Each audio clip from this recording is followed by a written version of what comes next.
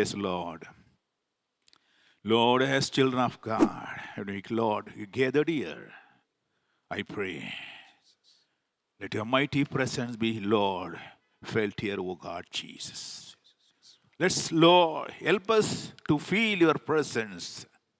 Speak to us in a special way. Yes, Master.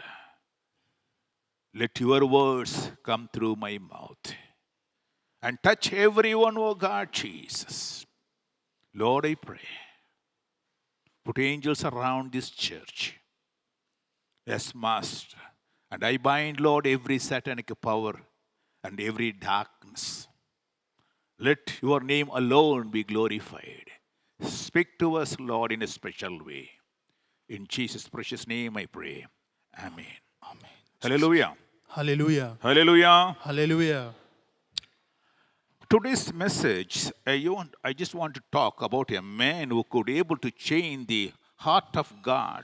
ಈ ಒಂದು ದಿನದ ಸಂದೇಶದ ಶೀರ್ಷಿಕೆಯು ದೇವರ ಹೃದಯವನ್ನೇ ಬದಲಾಯಿಸಿದಂತ ಒಬ್ಬ ವ್ಯಕ್ತಿಯನ್ನು ಕುರಿತಾಗಿ ನಾನು ಮಾತನಾಡುವುದಕ್ಕೆ ಇಷ್ಟಪಡುತ್ತೇನೆ. The man who made God to change his decision. ಒಬ್ಬ ವ್ಯಕ್ತಿಯು ದೇವರ ನಿರ್ಧಾರವನ್ನೇ ಬದಲಾಯಿಸುವಂತೆ ಮಾಡಿದಂತ ಒಂದು ವ್ಯಕ್ತಿಯ ಕುರಿತು ನಾನು ಮಾತನಾಡುವುದಕ್ಕೆ ನಾನು ಇಷ್ಟಪಡುತ್ತೇನೆ. The man who argued with God and made God to relent his decision.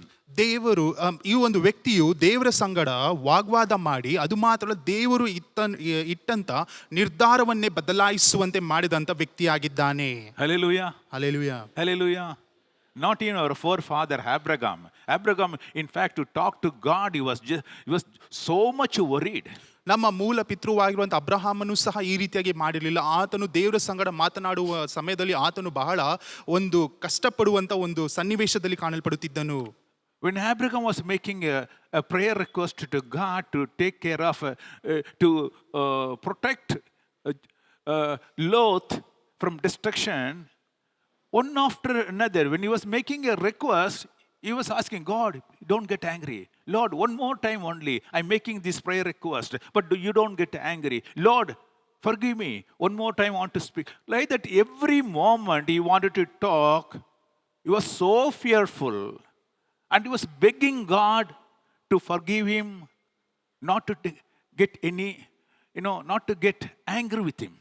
ಇಲ್ಲಿ ನಾವು ನೋಡುವಂಥ ಸಮಯದಲ್ಲಿ ಅಬ್ರಹಾಮನನ್ನು ನೋಡುವಂಥ ಸಮಯದಲ್ಲಿ ಆತನು ಲೋಟನ ವಿಷಯವಾಗಿ ಆತನು ದೇವರ ಬಳಿಯಲ್ಲಿ ಪ್ರಾರ್ಥನೆ ಮಾಡುವಂಥ ಸಮಯದಲ್ಲಿ ವಿಜ್ಞಾಪಿಸುವಂಥ ಸಮಯದಲ್ಲಿ ಆತನು ಪ್ರತಿ ಬಾರಿಯೂ ದೇವರ ಸಂಗಡ ಆತನು ವಿಜ್ಞಾಪನೆಗಳನ್ನು ಸಮರ್ಪಿಸುವಂಥ ಸಮಯದಲ್ಲಿ ದೇವರೇ ನೀನು ಕೋಪಗೊಳ್ಳಬೇಡ, ನನ್ನನ್ನು ಕ್ಷಮಿಸು ದೇವರೇ, ನಾನು ಈ ರೀತಿಯಾಗಿ ಕೇಳಿಕೊಳ್ಳುತ್ತೇನೆ ದೇವರೇ ಎಂದು ಈ ರೀತಿಯಾಗಿ ಒಂದು ಭಯದಿಂದ ನಡುಕದಿಂದ ದೇವರ ಬಳಿಯಲ್ಲಿ ವಿಜ್ಞಾಪಿಸುವುದನ್ನು ನಾವು ನೋಡುತ್ತೇವೆ.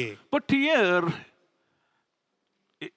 in the story of Moses we see a different person was arguing with God.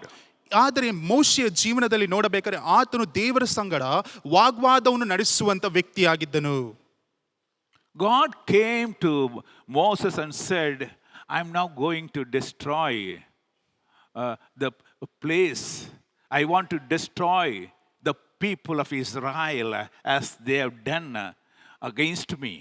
ಇಲ್ಲಿ ದೇವರು ಮೋಶೆಯ ಬಳಿಗೆ ಬಂದು ದೇವರು ಹೇಳುವಂತ ಮಾತು ಏನಂದ್ರೆ, ನಾನು ನನ್ನ ಜನರಾಗಿರುವಂತ ಇಸ್ರಾಯೇಲರನ್ನು ನಾಶಪಡಿಸಬೇಕು, ಯಾಕಂದ್ರೆ ನನಗೆ ವಿರೋಧವಾಗಿ ಅವರು ಪಾಪವನ್ನು ಮಾಡಿದರೆ ಅದರ ನಿಮಿತ್ತವಾಗಿ ನಾನು ನಾಶಪಡಿಸಬೇಕೆಂದು ಮೋಶೆಯ ಸಂಗಡ ದೇವರು ಮಾತನಾಡುತ್ತಾರೆ. They are the stiff-necked people. How many times I will tell them not to do things, but they continue to do the same thing. ಅವರು ಮೊಂಡು ಹಿಡಿದಿರುವಂತ ವ್ಯಕ್ತಿಗಳಾಗಿದ್ದಾರೆ, ತಲೆಯೂ ಸಹ ಬಗ್ಗಿಸುವುದಿಲ್ಲ. ಈ ರೀತಿಯಾದ ಜನರು ನಾನು ಎಷ್ಟು ಬಾರಿ ಅವರಿಗೆ ಹೇಳಿದರೂ ಸಹ ಅವರು ತಪ್ಪುಗಳನ್ನೇ ಮಾಡುತ್ತಾರೆ. I feel sorry for these people. I only brought them here to provide everything that what they need, but these people are stiff-necked people. They don't listen to me. ನಾನು ವ್ಯಥೆ ಪಡುವಂತ ದೇವರಾಗಿದ್ದೇನೆ, ನಾನು ಇವರನ್ನು ಸಮೃದ್ಧಿ ಪಡಿಸಬೇಕೆಂದು ಇವರನ್ನು ಆಶೀರ್ವಾದ ಪಡಿಸಬೇಕೆಂದು ಕರೆದುಕೊಂಡು ಬಂದಿದ್ದೇನೆ. ಆದರೆ ಇವರು ಮೊಂಡು ಹಿಡಿದಿರುವಂತ ವ್ಯಕ್ತಿಗಳಾಗಿದ್ದಾರೆ, ನಾನು ಏನು ಹೇಳಿದರೂ ಸಹ ಅವರು ಕಿವಿ ಕೇಳಿಸಿಕೊಳ್ಳುವುದಿಲ್ಲ. They turned away so quickly to worship the idols. They made calf for them and they started worshiping the idols. ಅವರು ದೇವರಿಂದ ಅವರು ತಿರುಗಿ ಅಲ್ಲಿ ಜನರು ಮಾಡುವಂತ ಬಸವನನ್ನು ಅಲ್ಲಿ ಆರಾಧನೆ ಮಾಡುವುದಕ್ಕೆ, ಆ ಒಂದು ಚಿನ್ನದ ಬಸವನನ್ನು ಆರಾಧನೆ ಮಾಡುವುದಕ್ಕೆ ಜನರು ಪ್ರಾರಂಭಿಸಿದರು. Here God pleads with Moses. See, the way God talks, He says in Exodus chapter 32, verse 10. ಇಲ್ಲಿ ದೇವರು ಯಾವ ರೀತಿಯಾಗಿ ಮೋಶೆಯ ಸಂಗಡ ಮಾತನಾಡುತ್ತಿದ್ದಾರೆ ಎಂದು ನಾವು ನೋಡೋಣ. ಅದನ್ನು ವಿಮೋಚನೆ ಕಾಂಡ 32ನೇ ಅಧ್ಯಾಯದ 10ನೇ ವಾಕ್ಯದಲ್ಲಿ ನಾವು ನೋಡಿಕೊಳ್ಳಬಹುದು. Now, Moses, therefore, let me alone, that my wrath may wax hot against them, that I may consume them. ಆದ ಕಾರಣ ಮೋಶೆ, ನೀನು ನನ್ನನ್ನು ತಡೆಯಬೇಡ, ನನ್ನ ಕೋಪಾಗ್ನಿ ಉರಿಯಲ್ಲಿ ಅವರನ್ನು ಭಸ್ಮ ಮಾಡುವೆನು, ತರುವಾಯ ನಿನ್ನಿಂದಲೇ ಬೇರೆ ಒಂದು ದೊಡ್ಡ ಜನಾಂಗ ಉಂಟು ಮಾಡುವಂತೆ ಮಾಡುವೆನು ಎಂದು ಹೇಳಿದನು. See, normally we see human being pleading with God, but here God comes to Moses and says, leave me, allow me, so that I'll go and consume these people completely. ಇಲ್ಲಿ ನೋಡುವಂಥ ಸಮಯದಲ್ಲಿ ನಾವು ಈ ಲೋಕದಲ್ಲಿ ನೋಡಬೇಕಾದ್ರೆ ಜನರು ಹೋಗಿ ದೇವರ ಬಳಿಯಲ್ಲಿ ವಿಜ್ಞಾಪಿಸುವುದನ್ನು ನಾವು ನೋಡುತ್ತೇವೆ. ಆದರೆ ಇಲ್ಲಿ ನೋಡಬೇಕಾದ್ರೆ ದೇವಾದಿ ದೇವನು ಒಬ್ಬ ಮನುಷ್ಯನ ಸಂಗಡ, ಮೋಶೆಯ ಸಂಗಡ ಬಂದು ಅಲ್ಲಿ ವಿಜ್ಞಾಪಿಸುವುದನ್ನು ನೋಡುತ್ತೇವೆ. ನನ್ನನ್ನು ಬಿಡು, ನನ್ನನ್ನು ತಡೆಯಬೇಡ, ನಾನು ಈ ಜನರನ್ನು ಹೋಗಿ ನಾಶಪಡಿಸಬೇಕೆಂದು ದೇವರು ಹೇಳುವುದನ್ನು ನಾವು ನೋಡುತ್ತೇವೆ. And one more deal also is made. Allow me, I will make you a great nation. ಅದು ಮಾತ್ರವಲ್ಲದೆ ಮೋಶೆಯ ಸಂಗಡ ದೇವರು ಒಂದು ಒಡಂಬಡಿಕೆಯನ್ನು ಮಾಡಿಕೊಳ್ಳುತ್ತಾರೆ, ನಾನು ನಿನ್ನನ್ನು ದೊಡ್ಡ ಜನಾಂಗವಾಗಿ ಮಾಡುತ್ತೇನೆ. You see this, God now wants Moses to allow him, and for that he wants to pay something to Moses. He says, allow me, I'll give you a carrot. If you allow me, I'll do this for you. You allow me, I will make you a great nation. ಇಲ್ಲಿ ನೋಡಿರಿ, ದೇವರು ಯಾವ ರೀತಿಯಾದ ಒಂದು ವಿಜ್ಞಾಪನೆಯನ್ನು ಇಡುತ್ತಿದ್ದಾರೆ ಎಂದು. ನನ್ನನ್ನು ಬಿಡು, ನನ್ನನ್ನು ತಡೆಯಬೇಡ, ನಾನು ಈ ಜನರನ್ನು ಹೋಗಿ ನಾಶಪಡಿಸುತ್ತೇನೆ. ಅದು ಮಾತ್ರವಲ್ಲದೆ ನಿನಗೂ ಸಹ ಒಂದು ಲಾಭ ಉಂಟು ಇದರಿಂದ. ನೀನು ಇದನ್ನು ಮಾಡುವುದಾದರೆ ನಾನು ನಿನ್ನನ್ನು ದೊಡ್ಡ ಜನಾಂಗವಾಗುವಂತೆ ಮಾಡುತ್ತೇನೆ, ನಿನಗೂ ಸಹ ನಾನು ಆಶೀರ್ವಾದವನ್ನು ಕೊಡುತ್ತೇನೆ ಎಂದು ಈ ರೀತಿಯಾಗಿ ದೇವರು ಹೇಳುವುದನ್ನು ನಾವು ನೋಡುತ್ತೇವೆ. Hallelujah. Hallelujah. What a dialogue it is. You just see God of heaven, who made heaven and earth, who has got all the power on the earth and everywhere, and he comes down to the ordinary human being, his own creation. He comes there and says, Moses, allow me, please, allow me to do this. For this, I'll give you this. ಯಾವ ರೀತಿಯಾದ ಒಂದು ಸಂಭಾಷಣೆಯನ್ನು ದೇವರು ಮಾಡುತ್ತಿದ್ದಾರೆ ನೋಡಿರಿ. ದೇವಾದಿ ದೇವನು ಲೋಕವನ್ನೆಲ್ಲ ಸೃಷ್ಟಿ ಮಾಡಿದಂಥ ಕರ್ತನು, ಆತನು ಸೃಷ್ಟಿ ಮಾಡಿದಂಥ ಒಂದು ವ್ಯಕ್ತಿಯ ಬಳಿಯಲ್ಲಿ ಬಂದು ಆತನು ವಿಜ್ಞಾಪಿಸುವುದನ್ನು ನಾವು ನೋಡುತ್ತೇವೆ. ಮೋಶೆ, ನನ್ನನ್ನು ತಡೆಯಬೇಡ, ನನ್ನನ್ನು ಮಾಡುವಂತೆ ಬಿಡು, ಇದನ್ನು ಮಾಡುವುದಾದರೆ ನಾನು ನಿನಗೆ ಈ ರೀತಿಯಾದ ಒಂದು ಆಶೀರ್ವಾದವನ್ನು ಕೊಡುತ್ತೇನೆ ಎಂದು ದೇವರು ಮೋಶೆಯ ಸಂಗಡ ವಿಜ್ಞಾಪಿಸುವುದನ್ನು ನಾವು ನೋಡುತ್ತೇವೆ. Did Moses leave God, allow God to do that, what God wanted to do it? ದೇವರು ಮಾಡುವುದಕ್ಕೆ ಬಯಸಿದ್ದನ್ನು ಮೋಶೆ ಮಾಡಿರಿ ದೇವರೇ ಎಂದು ಬಿಟ್ಟನಾ? No. ಇಲ್ಲ. He said, no God, no, I will not allow you to do this. ಇಲ್ಲ ದೇವರೇ, ಇಲ್ಲ, ನಾನು ಇದನ್ನು ಮಾಡುವುದಕ್ಕೆ ನಾನು ನಿನ್ನನ್ನು ಬಿಡುವುದಿಲ್ಲ. Moses besought Lord his God and said, why does thy wrath wax hot against these people? Why you are so angry with the people? See, a man is asking God, what audacity, I really don't understand this thing. He's asking God, why are you getting so much angry? You have to tell me, why? ಇಲ್ಲಿ ನಾವು ಮೋಶೆಯು 11ನೇ ವಾಕ್ಯದಲ್ಲಿ ನಾವು ನೋಡುತ್ತೇವೆ. ಆಗ ಮೋಶೆ ತನ್ನ ದೇವರಾದ ಯೆಹೋವನನ್ನು ಬೇಡಿಕೊಂಡು, ಯೆಹೋವನೇ, ನೀನು ಮಹಾಶಕ್ತಿಯಿಂದಲೂ ಭುಜಬಲದಿಂದಲೂ ಐಗುಪ್ತ ದೇಶದಿಂದ ಬಿಡಿಸಿದ ನಿನ್ನ ಪ್ರಜೆಗಳ ಮೇಲೆ ಯಾಕೆ ಕೋಪಗೊಂಡಿದ್ದೀಯಾ? ಯಾಕೆ ದೇವರೇ ನೀನು ಇಷ್ಟು ಕೋಪಗೊಂಡಿದ್ದೀಯಾ? ಯಾಕೆ ದೇವರೇ ಅವರನ್ನು ನಾಶಪಡಿಸಬೇಕೆಂದು ನೀನು ಅಂದುಕೊಂಡಿದ್ದೀಯಾ ಎಂದು ಅಲ್ಲಿ ಪ್ರಶ್ನೆ ಮಾಡುವುದನ್ನು ನಾವು ನೋಡುತ್ತೇವೆ. These are the people you only brought. They are your children. You only brought them, and now you want to consume them. Why? ಯಾಕೆ ದೇವರೇ ನೀನು ಇವರನ್ನು ಐಗುಪ್ತ ದೇಶದಿಂದ ಹೊರಗಡೆ ಕರೆದುಕೊಂಡು ಬಂದೆ, ಇವರನ್ನು ನೀನು ಬಿಡುಗಡೆ ಮಾಡಿ ಅವರನ್ನು ಆಶೀರ್ವಾದ ಮಾಡಬೇಕೆಂದು ಕರೆದುಕೊಂಡು ಬಂದೆ, ಯಾಕೆ ದೇವರೀಗ ನಾಶಪಡಿಸಬೇಕೆಂದಿದ್ದೀಯಾ ಎಂದು ಕೇಳುವುದನ್ನು ನಾವು ನೋಡುತ್ತೇವೆ. Can you imagine this scene? ಆಲೋಚನೆ ಮಾಡುವುದಕ್ಕೆ ಸಾಧ್ಯನಾ ಈ ರೀತಿಯಾದ ಒಂದು ಸಂಭಾಷಣೆಯನ್ನು? A great God of heaven comes down and speaks to an ordinary human being, asking, allow me, and this man says, no, I will not allow you.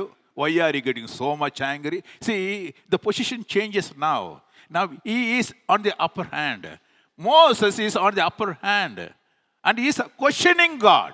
Why are you so much angry? Who are these people? You only brought them. You only saved them. And next question he says, hello, God, think about this. Why you have not thought about this?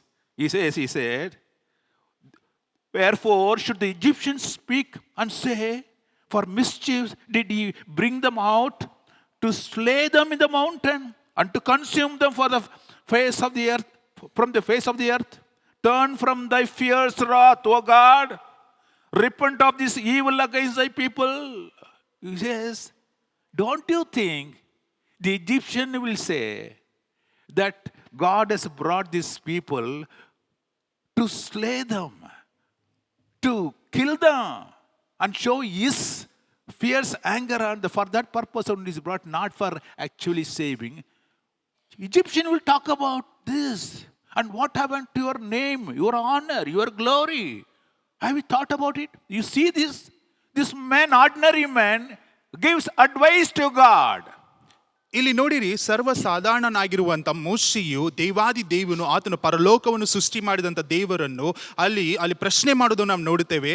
ಅಲ್ಲಿ ನೋಡಬೇಕಾದ್ರೆ ಅಲ್ಲಿ ಮೋಶೆಯು ಮೇಲಕ್ಕೆ ಎತ್ತಲ್ಪಟ್ಟಿದ್ದಾನೆ, ದೇವರು ಕೆಳಮಟ್ಟದಲ್ಲಿದ್ದಾರೆ. ಈ ಒಂದು ವ್ಯಕ್ತಿಯು ದೇವರ ಬಳಿಯಲ್ಲಿ ಈ ರೀತಿಯಾಗಿ ಪ್ರಶ್ನೆಯನ್ನು ಮಾಡುತ್ತಾನೆ. ಅದನ್ನು ನಾವು 12ನೇ ವಾಕ್ಯದಲ್ಲಿ ನಾವು ನೋಡಬಹುದು. ಐಗುಪ್ತರು ನಿನ್ನ ವಿಷಯದಲ್ಲಿ ಯೆಹೋವನು ಕೇಡು ಮಾಡಬೇಕೆಂಬ ಅಭಿಪ್ರಾಯದಿಂದಲೇ ಇಸ್ರಾಯೇಲರನ್ನು ಇಲ್ಲಿಂದ ಕರಕೊಂಡು ಹೋದನಲ್ಲ, ಅವರನ್ನು ಬೆಟ್ಟಗಳಲ್ಲಿ ಸಾಯಿಸಿ ಭೂಮಿಯಲ್ಲಿ ಉಳಿಯದಂತೆ ನಿರ್ಮೂಲ ಮಾಡುವುದಕ್ಕೇನೆ ಅವರನ್ನು ಕರಕೊಂಡು ಹೋದನೆಂದು ಹೇಳುವುದಕ್ಕೆ ಆಸ್ಪದವಾಗಬೇಡ. ನೀನು ರೋಷಾಗ್ನಿಯನ್ನು ಬಿಟ್ಟು ನಿನ್ನ ಪ್ರಜೆಗಳಿಗೆ ಕೆಡುಕನ್ನು ಮಾಡದೆ ಮನಸ್ಸನ್ನು ಬೇರೆ ಮಾಡಿಕೋ. ಈ ರೀತಿಯಾಗಿ ಮೋಶೆಯು ದೇವರ ಬಳಿಯಲ್ಲಿ ಮೊರೆ ಇಡುವುದನ್ನು ನಾವು ನೋಡುತ್ತೇವೆ. What an advice. This man says, hello God, repent, don't do this. ಇಲ್ಲಿ ನೋಡಿರಿ, ದೇವಾದಿ ದೇವನಿಗೆ ಯಾವ ರೀತಿಯಾದ ಒಂದು ಸಲಹೆಯನ್ನು ಮೋಶೆ ಕೊಡುತ್ತಿದ್ದಾರೆ. ದೇವರೇ ಈ ರೀತಿಯಾಗಿ ಮಾಡಬೇಡ, ನೀನು ಮನ ತಿರುಗು ಎಂದು ಅಲ್ಲಿ ಕೇಳಿಕೊಳ್ಳುವುದನ್ನು ನಾವು ನೋಡುತ್ತೇವೆ. Hallelujah. Hallelujah. Hallelujah. Hallelujah. Can we imagine ourselves in Moses' place and tell God, God, repent yourself, what you are doing is wrong, you should not do this? ಮೋಶೆಯ ಸ್ಥಾನದಲ್ಲಿ ನಿಂತುಕೊಂಡು ನಾವು ಮೋಶೆಯ ರೀತಿಯಲ್ಲಿ ದೇವರ ಬಳಿಯಲ್ಲಿ, ದೇವರೇ ನೀನು ಮಾಡುತ್ತಿರುವುದು ತಪ್ಪು, ನೀನು ಮನ ತಿರುಗು, ನೀನು ಈ ರೀತಿಯಾಗಿ ಮಾಡಬಾರದು ಎಂದು ನಾವು ದೇವರಿಗೆ ಪ್ರಶ್ನೆ ಮಾಡುವುದಕ್ಕೆ ನಮ್ಮಲ್ಲಿ ಅರ್ಹತೆ ಉಂಟಾ? Can we make God to change his plan? ನಾವು ದೇವರ ಆಲೋಚನೆಯನ್ನು ಬದಲಾಯಿಸುವುದಕ್ಕೆ ನಮ್ಮಲ್ಲಿ ಆ ಒಂದು ಶಕ್ತಿ ಉಂಟಾ? And he says, remember God, 13th is much more, his advice to God. He says, remember Abraham, Isaac, and Israel, thy servant, to whom you only swearest thy name on yourself, and said to them, I will multiply your seed like the stars of heaven, and this land that I'll give to you. All these things you told. What a promise you gave to these people. You promised to Abraham, you promised to Isaac, you promised to Israel, saying that I will multiply your people, I'll give everything, and you will be like stars of heaven. All that you told, all that gone. And what happened to your promises now? ಈಗ ಮೋಶೆಯನ್ನು ನೋಡುವಂಥ ಸಮಯದಲ್ಲಿ ದೇವರ ಬಳಿಯಲ್ಲಿ ಆತನು ವಿಜ್ಞಾಪಿಸುವುದು ಮಾತ್ರವಲ್ಲದೆ ಆತನು ದೇವರಿಗೆ ಜ್ಞಾಪಿಸುತ್ತಿದ್ದಾನೆ. ದೇವರೇ, ಅದನ್ನು ನಾವು 13ನೇ ವಾಕ್ಯದಲ್ಲಿ ನಾವು ಓದಬಹುದು. ನಿನ್ನ ಸೇವಕರಾದ ಅಬ್ರಹಾಂ, ಈಸಾಕ್, ಯಾಕೋಬರನ್ನು ನೆನಪಿಗೆ ತಂದುಕೋ. ನೀನು ನಿನ್ನ ಜೀವದಾಣೆ ಪ್ರಮಾಣ ಮಾಡಿ ಅವರಿಗೆ, ನಾನು ನಿಮ್ಮ ಸಂತತಿಯನ್ನು ಹೆಚ್ಚಿಸಿ ಆಕಾಶದ ನಕ್ಷತ್ರಗಳಷ್ಟು ಅಸಂಖ್ಯವಾಗಿ ಮಾಡುವೆನೆಂದು ನಾನು ಸೂಚಿಸಿರುವ ಈ ಪ್ರದೇಶಗಳನ್ನೆಲ್ಲ ನಿಮ್ಮ ಸಂತತಿಯವರಿಗೆ ಕೊಡುವೆನೆಂದು, ಅವರು ಈ ದೇಶವನ್ನು ಶಾಶ್ವತವಾಗಿ ಸ್ವಾಧೀನದಲ್ಲಿಟ್ಟುಕೊಳ್ಳುವರೆಂದು ಮಾತು ಕೊಟ್ಟಿದ್ದೀಯಲ್ಲವಾ ದೇವರೇ ಎಂದು ಈ ರೀತಿಯಾಗಿ ದೇವರ ಬಳಿಯಲ್ಲಿ ಆತನು ವಿಜ್ಞಾಪಿಸುವುದು ಮಾತ್ರವಲ್ಲದೆ ದೇವರಿಗೆ ಜ್ಞಾಪಕವನ್ನು ಸಹ ಆತನು ಮಾಡುತ್ತಿದ್ದಾನೆ. Hallelujah. Hallelujah. Hallelujah. A man, an ordinary man, who can advise to God, saying that what God is doing is wrong, you should not get angry with your people, and you have to change your mind, God. You should not do any harm to your people. Remember what all the promises are given. Hello?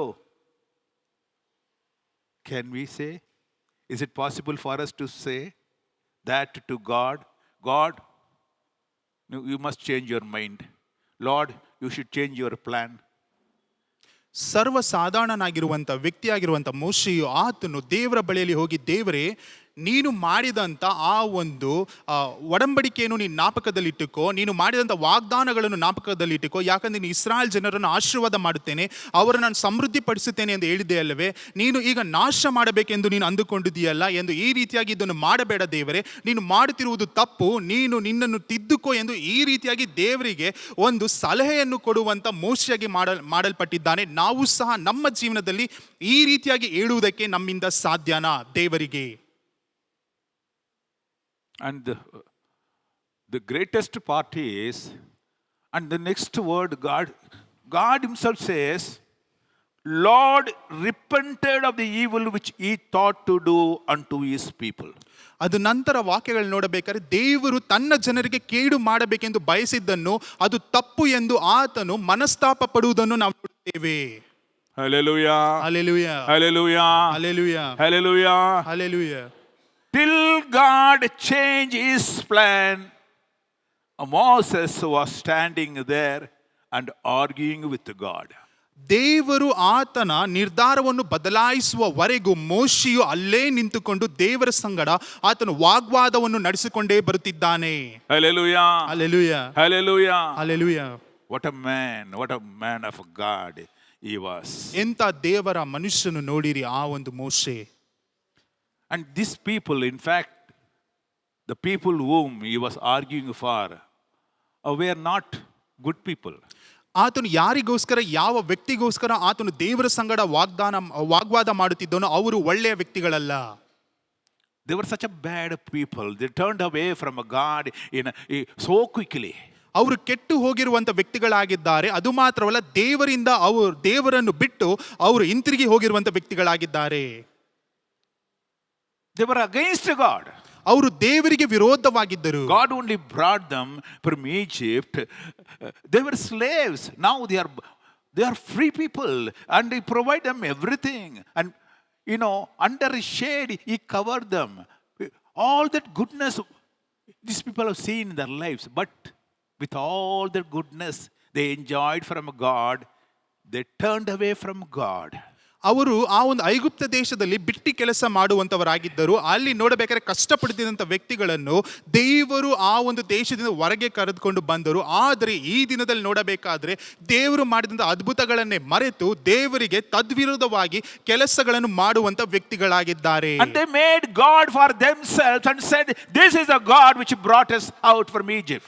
ಅವರು ತಮಗೆಂದೇ ತಾವೇ ಒಂದು ಮೂರ್ತಿಯನ್ನು ಮಾಡಿ ಅದನ್ನು ದೇವರೆಂದು ಅವರು ಸ್ಥಾಪಿಸಿ, ಈ ಒಂದು ಮೂರ್ತಿಯೇ ನಮ್ಮನ್ನು ಐಗುಪ್ತ ದೇಶದಿಂದ ಹೊರಗಡೆ ಕರೆದುಕೊಂಡು ಬಂದಿದೆ ಎಂದು ಅಲ್ಲಿ ಸ್ಥಾಪಿಸುವುದಕ್ಕೆ ಪ್ರಾರಂಭಿಸಿದರು. Primarily these people were against God and they committed sins. ಮೊಟ್ಟ ಮೊದಲನೆಯದಾಗಿ ನೋಡಬೇಕಾದ್ರೆ ಈ ಒಂದು ಜನರು ದೇವರಿಗೆ ವಿರೋಧವಾಗಿ, ಅದು ಮಾತ್ರವಲ್ಲ ದೇವರಿಗೆ ವಿರೋಧವಾಗಿ ಪಾಪವನ್ನು ಮಾಡುವುದಕ್ಕೆ ಪ್ರಾರಂಭಿಸಿದರು. Secondly, if we see, and these people were not good to even Moses.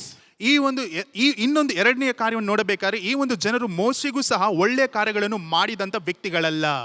They murmur against Moses many times. ಅವರು ಮೋಶೆಗೆ ವಿರೋಧವಾಗಿ ಗುಣಗುಟ್ಟುವುದಕ್ಕೆ ಪ್ರಾರಂಭಿಸಿದರು. They told Moses, you brought us here just to kill us in the wilderness.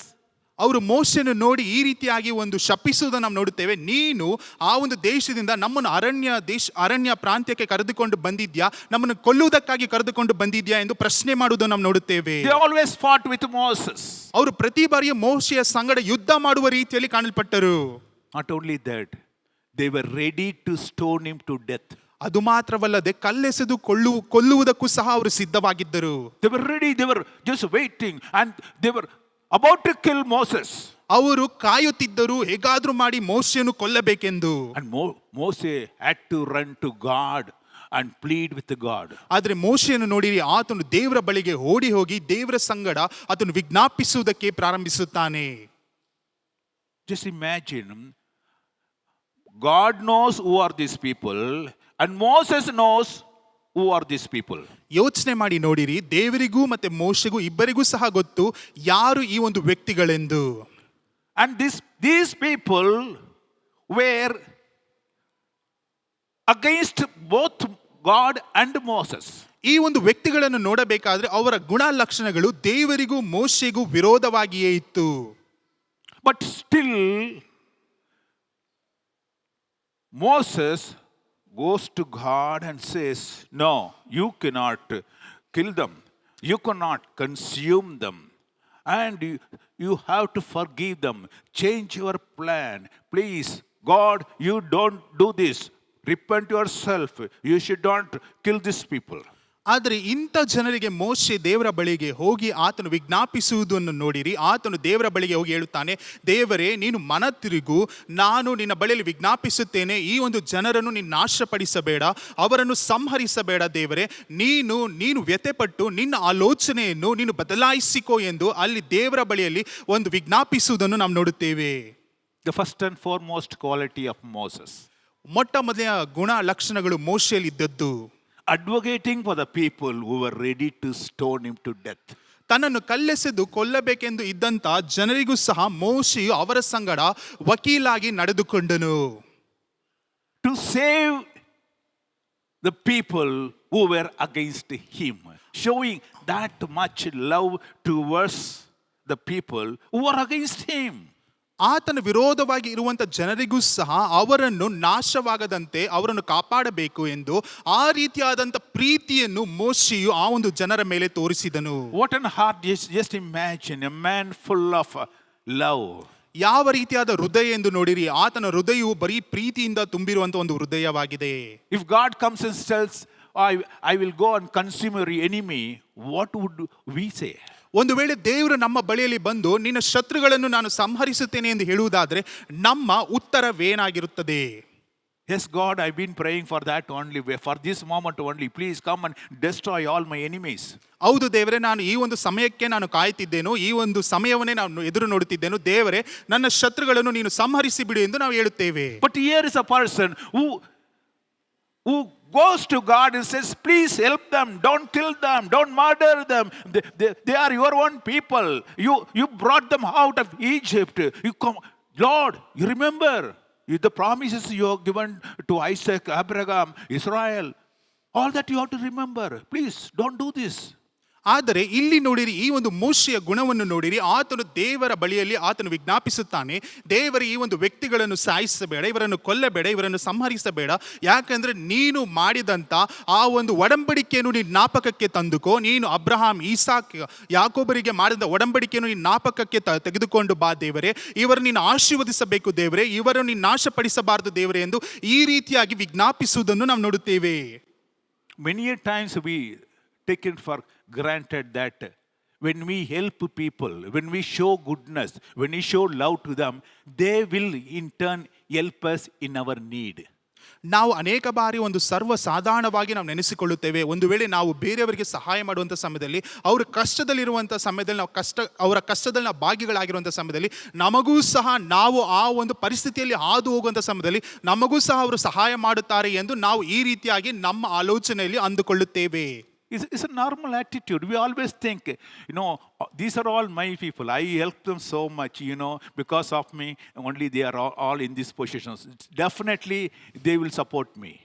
ಇದೊಂದು ಸರ್ವ ಸಾಧಾರಣವಾಗಿ ಕಾಣಲ್ಪಡುವಂಥ ಗುಣಲಕ್ಷಣಗಳಾಗಿವೆ. ಯಾಕೆಂದರೆ ನೀವು ಅಂದುಕೊಳ್ಳುತ್ತೀರಾ, ಇವರು ನನ್ನ ಜನರು, ನಾನು ಇವರಿಗೆ ಕಷ್ಟದಲ್ಲಿ ಇರುವಂಥ ಸಮಯದಲ್ಲಿ ನಾನು ಸಹಾಯ ಮಾಡಿದ್ದೇನೆ, ನನಗೆ ಕಷ್ಟ ಬರುವಂಥ ಸಮಯದಲ್ಲಿ ಇವರು ನನಗೆ ಸಹಾಯ ಮಾಡುತ್ತಾರೆ ಎಂದು ನಾವು ಅಂದುಕೊಳ್ಳುತ್ತೇವೆ. Correct. Many times you will say, no, they are my people. How much I help them. So definitely they are with me only. ಸರಿ ಅಲ್ಲವೇ? ನಾವು ಅನೇಕ ಬಾರಿ ಹೇಳುತ್ತೇವೆ, ನನ್ನ ಜನರು, ಅವರ ಸಂಗಡ ನಾನು ಇದ್ದೇನು, ಅವರಿಗೆ ಬಹಳ ಸಾರಿ ನಾನು ಅವರಿಗೆ ಸಹಾಯ ಮಾಡಿದ್ದೇನೆ ಎಂದು ಈ ರೀತಿಯಾಗಿ ನಾವು ಹೇಳುತ್ತೇವೆ. But my dear friend, people change colors when time comes. ನನ್ನ ಸ್ನೇಹಿತನೇ, ಆದರೆ ಜನರು ಸಮಯ ಬರುವಂತ ಸಮಯದಲ್ಲಿ ಅವರ ಬಣ್ಣಗಳನ್ನು ಬದಲಾಯಿಸುವಂತವರಾಗಿರುತ್ತಾರೆ. You think they'll come and help, but they come and kill you. ನೀವು ಅನೇಕ ಬಾರಿ ಅಂದುಕೊಳ್ಳುತ್ತೀರಾ, ಅವರು ನನಗೆ ಬಂದು ಸಹಾಯ ಮಾಡುತ್ತಾರೆ ಎಂದು. ಆದರೆ ಅವರ ಉದ್ದೇಶವು ನಿಮ್ಮನ್ನು ಸಾಯಿಸಬೇಕೆಂದು ಅವರ ಉದ್ದೇಶವನ್ನು ಮಾಡಿಕೊಂಡಿರುತ್ತಾರೆ. Not that because you have shown love, you have shown your goodness, you help them, that their mind is changed. No. People are people of such nature. They never change their attitude, never change their relationship. They are bad people, they continue to be bad. ನೀವು ಒಂದು ವೇಳೆ ಅಂದುಕೊಳ್ಳುತ್ತೀರಾ, ನಾನು ಒಳ್ಳೆಯ ಗುಣಲಕ್ಷಣಗಳನ್ನು ಅವರಿಗೆ ತೋರಿಸಿಕೊಟ್ಟಿದ್ದೇನೆ, ನಾನು ಅವರಿಗೆ ಸಹಾಯ ಮಾಡಿದ್ದೇನೆ, ಅವರಿಗೆ ಕಷ್ಟ ಬಂದಾಗಿರುವಂಥ ಸಮಯದಲ್ಲಿ ನಾನು ಅದರಲ್ಲಿ ಭಾಗಿಗಳಾಗಿದ್ದೇನೆ ಎಂದು ನೀವು ಅಂದುಕೊಳ್ಳುತ್ತೀರಾ. ಆದರೆ ಜನರು ಜನರಾಗಿಯೇ ಉಳಿಯುತ್ತಾರೆ. ಅವರ ಗುಣಲಕ್ಷಣಗಳನ್ನು ಬದಲಾಯಿಸುವುದಕ್ಕೆ ಯಾರಿಂದಲೂ ಸಾಧ್ಯವಾಗುವುದಿಲ್ಲ. ಅವರು ಕೆಟ್ಟವರಾಗಿ ಕಾಣಲ್ಪಡುವುದಾದರೆ ನೀವು ಒಳ್ಳೆಯದನ್ನು ಮಾಡಿದರೂ ಸಹ ನಿಮಗೆ ಕೆಟ್ಟದನ್ನೇ ಬಯಸುವಂತವರಾಗಿರುತ್ತಾರೆ. Hallelujah. Hallelujah. Have you seen this? ನೀವು ಈ ರೀತಿಯಾದ ಜನರನ್ನು You ನೋಡಿದ್ದೀರಾ? think this man I helped, so he will come and give a good witness for me, but he will say, no, I can't come. ಈ ರೀತಿಯಾಗಿ ಯಾವ್ದಾದ್ರು ಒಂದು ಸನ್ನಿವೇಶದಲ್ಲಿ ಹಾದು ಹೋಗಿದ್ದೀರಾ, ಒಬ್ಬ ವ್ಯಕ್ತಿಗೆ ನೀವು ಸಹಾಯ ಮಾಡಿರುತ್ತೀರಾ, ಅವರು ಅದನ್ನು ನೋಡಿರುತ್ತಾರೆ, ನೀವು ಬಂದು ಸಾಕ್ಷಿ ಹೇಳಿರಿ ಎಂದು ಹೇಳುವಂಥ ಸಮಯದಲ್ಲಿ ಅವರು ಹೇಳುತ್ತಾರೆ, ಇಲ್ಲ ನಾನು ಸಾಕ್ಷಿಯನ್ನು ಹೇಳುವುದಿಲ್ಲ ಎಂದು. Correct? Many times people turn against us. ಹೌದಲ್ಲವೇ? ಅನೇಕ ಬಾರಿ ಜನರು ನಮಗೆ ವಿರೋಧವಾಗಿ ಅವರು ಬರುತ್ತಾರೆ. That's why in Isaiah chapter 2 verse 22 says, stop trusting the mere humans who have but breath in their nostrils. ಅದರಿಂದಲೇ ಯೆಶಾಯನು ಬರೆದ ಪ್ರವಾದನೆ ಗ್ರಂಥ 2ನೇ ಅಧ್ಯಾಯದ 22ನೇ ವಾಕ್ಯದಲ್ಲಿ ಬರೆಯಲ್ಪಟ್ಟಿದೆ, ಉಸಿರು ಮೂಗಿನಲ್ಲಿರುವ ತನಕ ಬದುಕುವ ನರ ಮನುಷ್ಯನನ್ನು ಬಿಟ್ಟು ಬಿಡಿರಿ, ಅವನು ಯಾವ ಗಣನೆಗೆ ಬಂದಾನು. Hallelujah. Hallelujah. Hallelujah. Hallelujah. You just cannot believe the people who have breath in the nostrils. Just because you help them, don't expect help from them. Just because you love them, don't expect love from them. ಮೂಗಿನಲ್ಲಿ ಉಸಿರಿರುವಂಥ ವ್ಯಕ್ತಿಯನ್ನು ಎಂದಿಗೂ ನಂಬಬೇಡಿರಿ. ನೀವು ಅವರಿಗೆ ಸಹಾಯ ಮಾಡಿದ್ದರಿಂದ ಅವರು ನಿಮಗೆ ಮತ್ತೆ ಹಿಂತಿರುಗಿ ಸಹಾಯ ಮಾಡುತ್ತಾರೆ ಎಂದು ನಂಬಬೇಡಿರಿ. ನೀವು ಅವರಿಗೆ ಪ್ರೀತಿಯನ್ನು ತೋರಿಸಿದ್ದರಿಂದ ನಮಗೆ ಮತ್ತೆ ಹಿಂತಿರುಗಿ ಪ್ರೀತಿಯನ್ನು ಕೊಡ್ತಾರೆ ಎಂದು ಎಂದಿಗೂ ನೀವು ಯೋಚನೆ ಮಾಡಬೇಡಿರಿ. ಯಾಕೆಂದರೆ ಉಸಿರಿರುವ ವ್ಯಕ್ತಿಗಳು ಯಾವಾಗಲೂ ಕೆಟ್ಟ ಕಾರ್ಯಗಳನ್ನೇ ಮಾಡುವಂಥವರಾಗಿರುತ್ತಾರೆ. But you continue to show the same good qualities to them despite their bad attitude. ಅವರು ಕೆಟ್ಟ ನಡವಳಿಕೆಯನ್ನು ತೋರಿಸಿದರೂ ಸಹ ನೀವು ನಿಮ್ಮ ಒಳ್ಳೆಯ ಗುಣಲಕ್ಷಣಗಳನ್ನು ಅವರಿಗೆ ತೋರಿಸಿಕೊಂಡೇ ಬನ್ನಿರಿ. Hallelujah. Hallelujah. That's the first quality of Moses. ಇದು ಮೋಶೆಯ ಮೊದಲನೆಯ ಗುಣಲಕ್ಷಣವಾಗಿದೆ. He was advocating for the people in who were ready to stone him to death, who murmured against him all the time against Moses. But this man Moses goes to God saying that, Lord, change your plan. Lord, don't do anything against these people. ಇಲ್ಲಿ ಮೋಶೆಯನ್ನು ನೋಡಿರಿ, ಯಾವ ರೀತಿಯಾಗಿ ವಿಜ್ಞಾಪಿಸುತ್ತಾನೆ ದೇವರ ಬಳಿಯಲ್ಲಿ ಹೋಗಿ. ಆತನಿಗೆ ವಿರೋಧವಾಗಿ ಜನರು ಕಲ್ಲೆಸೆದು ಕೊಲ್ಲಬೇಕೆಂದು ಅವರು ಆಲೋಚನೆ ಮಾಡಿದರೂ ಸಹ, ಆತನಿಗೆ ವಿರೋಧವಾಗಿ ಗುಣಗುಟ್ಟಿದ್ದರೂ ಸಹ ಆತನು ದೇವರ ಬಳಿಯಲ್ಲಿ ಹೋಗಿ ಆತನು ವಿಜ್ಞಾಪಿಸುತ್ತಾನೆ, ದೇವರೇ ಇವರನ್ನು ನಾಶಪಡಿಸಬೇಡ, ಇವರನ್ನು ನೀನು ಮನ್ನಿಸು, ಕ್ಷಮಿಸು ದೇವರೇ ಎಂದು ಈ ರೀತಿಯಾಗಿ ವಿಜ್ಞಾಪಿಸುತ್ತಾನೆ. Hallelujah. Hallelujah. Hallelujah. Hallelujah. You continue to show your love to your enemies. ನೀವು ನಿಮ್ಮ ಶತ್ರುಗಳಿಗೆ ನಿಮ್ಮ ಪ್ರೀತಿಯನ್ನು ತೋರಿಸಿರಿ. Hallelujah. Hallelujah. And second, Moses was not looking for a gain out of this, what you call, transactions. God comes to Moses and says, leave me, I will make you a great generation. ಅಲ್ಲಿ ಮೋಶೆಯನ್ನು ನೋಡಿರಿ, ಅಲ್ಲಿ ದೇವರು ಬಂದು ಮೋಶೆಯ ಬಳಿಯಲ್ಲಿ ನಾನು ನಿನ್ನನ್ನು ದೊಡ್ಡ ಜನಾಂಗವಾಗಿ ಮಾಡುತ್ತೇನೆ ಎಂದು ಹೇಳುವಂಥ ಸಮಯದಲ್ಲಿ ಮೋಶೆಯು ಎಂದಿಗೂ ಅದರಿಂದ ಯಾವ ಲಾಭ ಬರುತ್ತದೆ ಎಂದು ಎಂದಿಗೂ ಆತನು ಅದರಿಂದ ನೋಡಲಿಲ್ಲ. Hallelujah. Hallelujah. He was not selfish, my dear friend, want to make gain out of this deal. ಆತನು ನನಗೆಂದು ಎಂದು ಯಾವಾಗಲೂ ಆತನು ಎಂದಿಗೂ ಅಂದುಕೊಳ್ಳಲಿಲ್ಲ. ಅದು ಮಾತ್ರವಲ್ಲದೆ ಅದರಿಂದ ನನಗೆ ಯಾವ ಲಾಭ ಬರುತ್ತದೆ ಎಂದು ಸಹ ಆತನು ಎದುರು ನೋಡಲಿಲ್ಲ. My dear friend, if I were there, I would have asked God, yes, thank you God for this offer you are giving me. Readily I'll accept it. Consume all those people. Make me and my family a great nation. ಒಂದು ವೇಳೆ ನನಗೆ ಆ ಒಂದು ರೀತಿಯಾಗಿ ದೇವರು ಒಂದು ಹೇಳಿರುವುದಾದರೆ, ನನಗೆ ಆ ಒಂದು ಒಡಂಬಡಿಕೆಯನ್ನು ಮಾಡಿಕೊಂಡಿರುವುದಾದರೆ, ನಾನು ದೇವರೇ, ಹೌದು ದೇವರೇ, ಈ ಒಂದು ಜನರನ್ನು ಸಂಹರಿಸಿ ಬಿಡು, ನನ್ನನ್ನು ಮತ್ತು ನನ್ನ ಕುಟುಂಬವನ್ನು ದೊಡ್ಡ ಜನಾಂಗವಾಗಿ ಮಾಡು ದೇವರೇ ಎಂದು ನಾನು ಕೇಳಿಕೊಳ್ಳುತ್ತಿದ್ದೆನು. But you people are great people. You don't do that. You are like Moses. ಆದರೆ ನೀವು ಬಹಳ ದೊಡ್ಡ ವ್ಯಕ್ತಿಗಳಾಗಿದ್ದೀರಾ, ನೀವು ಮೋಶೆಯ ರೀತಿಯಲ್ಲಿ ಕಾಣಲ್ಪಡುವಂಥ You ವ್ಯಕ್ತಿಗಳಾಗಿದ್ದೀರಾ. don't have any selfishness. ನಿಮ್ಮ ಒಳಗಡೆ ಆ ಒಂದು ಹೊಟ್ಟೆ ಕಿಚ್ಚು ಇಲ್ಲ. ನಾನು ಸಾಯ್ದರೂ ಪರವಾಗಿಲ್ಲ ದೇವರೇ, ಅವ್ರು ಬದುಕಬೇಕು ಅಂತ ಕೇಳುವ ಮಕ್ಕಳು ನೀವೆಲ್ಲರೂ ಇಲ್ಲ. ನಾನು ಸತ್ತರೂ ಪರವಾಗಿಲ್ಲ ದೇವರೇ, ಅವರು ಬದುಕಬೇಕೆಂದು ಈ ರೀತಿ ಕೇಳುವಂಥ ವ್ಯಕ್ತಿಗಳಾಗಿದ್ದೀರಾ ಇಲ್ಲ. ಹೌದಲ್ಲವೇ?